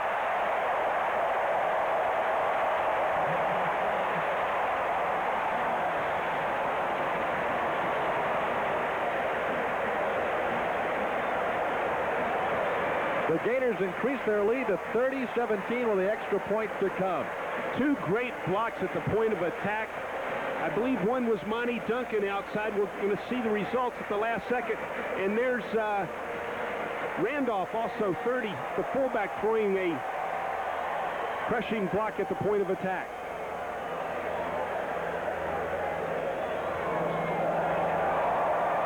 A big touchdown for the Gators as they now have a 2-touchdown cushion on Louisville. 31-17 to score with 4:31 left in the fourth period. Eric Rhett's 4th touchdown run of the season, the 16th of his Florida career.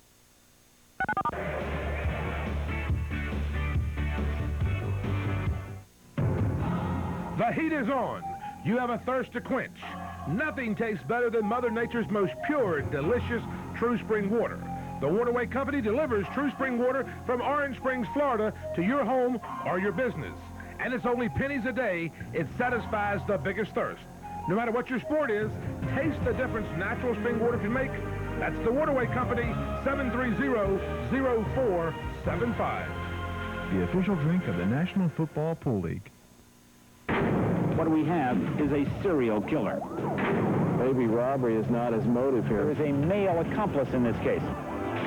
There is a witness, someone who came eye to eye with the killer, is described as between 5'6" and 5'8". He's capable of almost anything. He's still out there. So far, more than 1,500 leads. You can make a difference.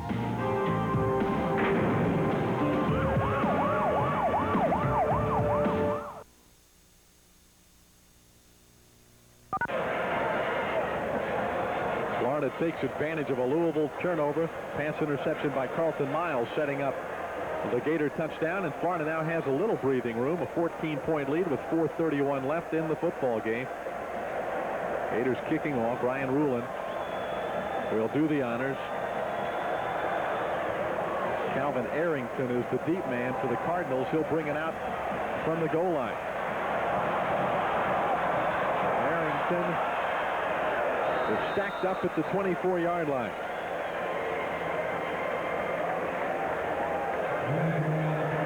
A quick look at Florida's scoring drive. 5 plays, 28 yards. Rhett getting the bulk of the action on that series of plays. Rhett carrying it in from 6 yards out.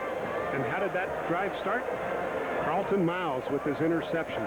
Second interception of the day for the Gator defense, and they had only 1 interception in their first 5 games coming into this game. And that was a big one, that Miles interception. Well, they'll see the ball in the air in Jacksonville with Eric Zier and company. They're going to see it in the air right now for the last 4:21, too, because Louisville's not going to lay down.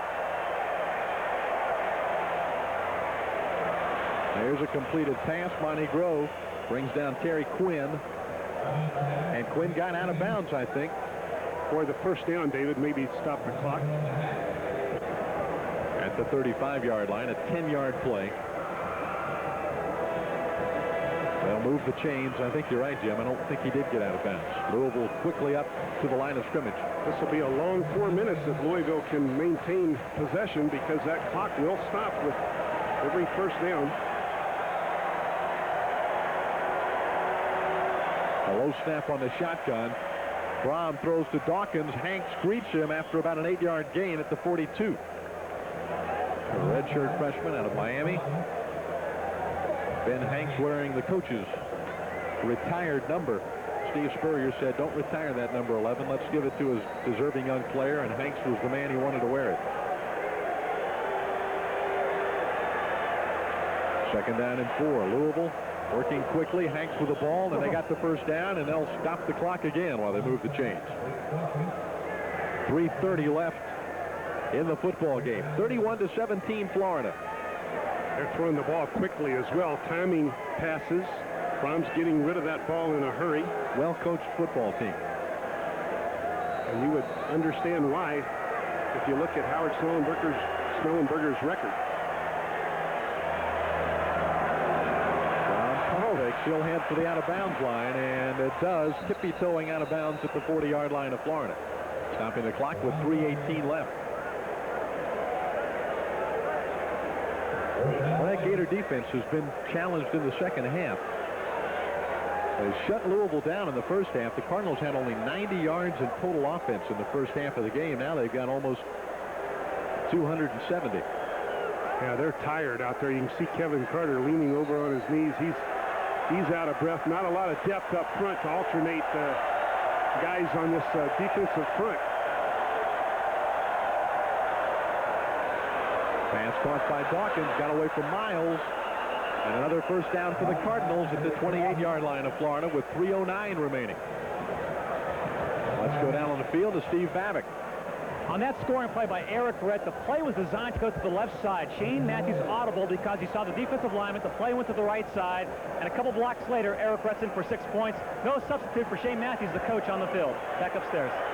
Substitutes for the Gators on an offensive line, though, right now. Some tired players have just come off the field. Lex Smith has checked in along with David Bernard. And that pass is dropped. Tight end Gonzalez having a tough day. Hadn't caught one yet. That stops the clock, though, with 3 minutes and 1 second remaining. Cardinals need a touchdown. They might go for 2. If they do score, they'll still need an onside kick and another touchdown. But they have moved quickly up the field on this possession. Brom rolling out.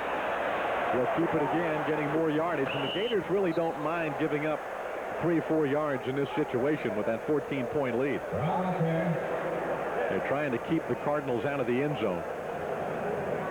Yeah, but what they did give up was another first down. Continues to give that drive life. Again, that's a very tired defensive unit on the field right now. Look at the second half offense. Louisville has outplayed the Gators in this second half of the game, at least in terms of total offense. First down again for the Cardinals at the 16-yard line. Gators come with the blitz. Penalty flags are down, and the pass is caught by Asher. He's down at the 1-yard line. Groh was in single coverage with the tight end, who made a fine catch, but we'll check the flag before we give Louisville the ball, and the Gators are pointing toward the Cardinals. So it looks like Louisville will not have it on the doorstep. And a sigh of relief can be heard all the way up here on that Gator sideline if this penalty goes against the Cardinals. Jamie Asher had Monty Groh turned around. Monty lost track of the football. Asher, the tight end, made a brilliant catch, but probably a hold. The Gators sent 7 or 8 people. Or did they have movement in the line? Illegal procedure on the offense. Give 5-yard penalty. Repeat it down. 5-yard penalty.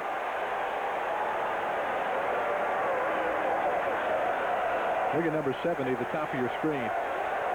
Back on his heels, getting ready to set up the pass block there, and a little too eager. First and 15. The crowd now beginning to come to life. The pass is caught by Dawkins. He got away from Hatch, got away from Miles, but down he goes at the 15. Well, some big hits right there as Dawkins runs into that area where there are numerous blue jerseys. Anytime you run a crossing route like that, or actually caught the ball and hit it back into the middle, that's where all the deep defenders are, and there are 3 or 4 blue jerseys on the hit. Clock still running. The Cardinals didn't pick up the first down or get out of bounds on that play. They still have 2 timeouts remaining. That pass overthrown, intended for Dawkins. It stops the clock with 2:02 left and will bring down a 3rd down play for the Cardinals. Yeah, that was a misread by Jeff Brom. He threw the ball outside. Dawkins turned inside. Fortunately for Brom, he didn't throw the ball right to Lake. Eddie Lake out there in the secondary right now. Eddie Lake, Larry Kennedy, Del Spear, Monty Groh.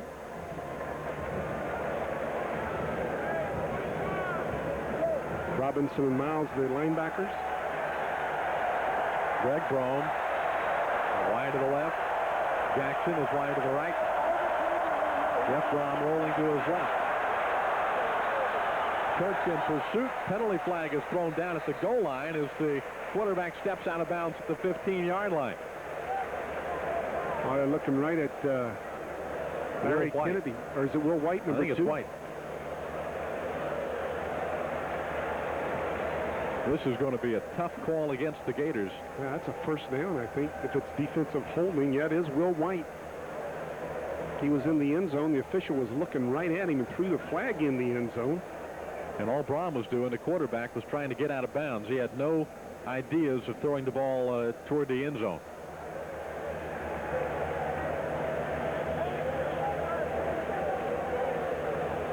But you still cannot hold the receiver up. Yeah, defensive holding. The highest distance penalty, it'll still be 3rd down. Still 3rd down. And what, 3rd and 1? They need to get to the 6. The ball is spotted at about the 7.5. 1:56 on the clock. The Gators 31. The Cardinals 17. And here comes Louisville and the Gator crowd standing, making noise in that south end zone. Brom will work out of the shotgun. Gators cannot get a rush on this quarterback. Now he's still looking. Church chasing him. And down he goes at the 36. Church and Carter were just simply relentless in their pursuit of the Louisville quarterback.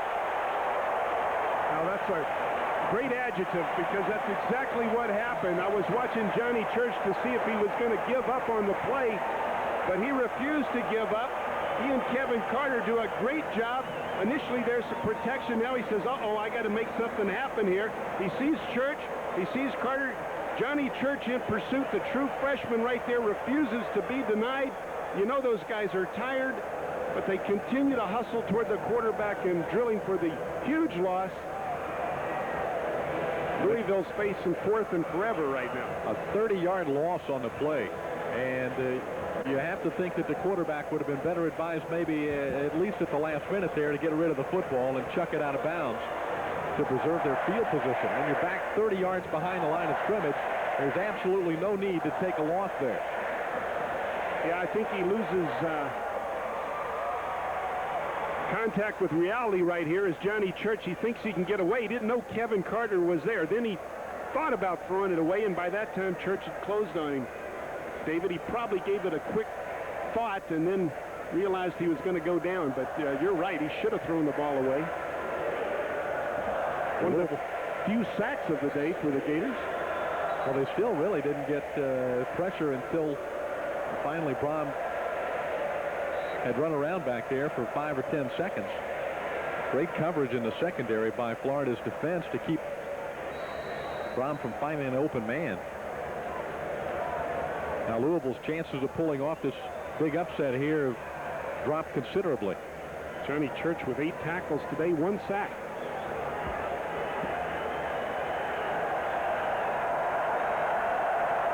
Well, here it is, all in one package for Louisville on this play, down by 2 touchdowns. Lex Smith putting pressure on the quarterback, and the sack by Lex Smith, the senior from Dade City, the former quarterback. makes the play to stop the Cardinals and give the ball to the Gators. Lex Smith, way deep on the depth chart, started at quarterback here at the University of Florida, has played offensive line, played linebacker, now playing defensive line. He's called upon because of the injuries and the tired Gators up front. Lex Smith comes out and hustles around the offensive tackle on the pass rush to make the huge sack and preserve this Gator victory. There's young Lex, the finance major out of Dade City. Great play. Gators are going to keep the ball on the ground here as Rhett carries it for 5 yards. Louisville has 1 timeout left. Only 1 minute 7 seconds remaining, and the Cardinals almost out of timeouts and almost out of hope here at Florida Field. But a gallant effort by Howard Snellenberger's team. And, you know, when you look at their season up to this point, they're going to be 3-5 apparently after this game, but they have a 1-point loss at Ohio State, have a 2-point loss to Wyoming, a 6-point loss to Syracuse. Arizona State beat them 19-0 at Arizona State. And they still have to go to Texas A&M, one of the top 10. Oh my, a fumble on the field. Picked up by Hanna. And the Cardinals have the ball again with 30 seconds left. It's not over yet. Was it Rhett that was stripped of the ball? Rhett was stripped, and the ball came popping out of there, and the Cardinals' Hanna picked it up. So the ball is at the 32-yard line, and Louisville has new life. They have 1 timeout left. The Gators still lead 31-17, but an unexpected turn of events by this homecoming crowd, I'll promise you that. A lot of folks halfway to the parking lot when Rhett coughed up that football. The Gator defense once again called on to contain this Louisville offense, which in the second half has had great success. Greg Brom and Jackson, the wide receivers. Jeff Brom to throw. Dawkins makes the catch. Dawkins spins away from a man. He stays in bounds, which is a mistake. 20 seconds left. Dawkins goes down at the 17.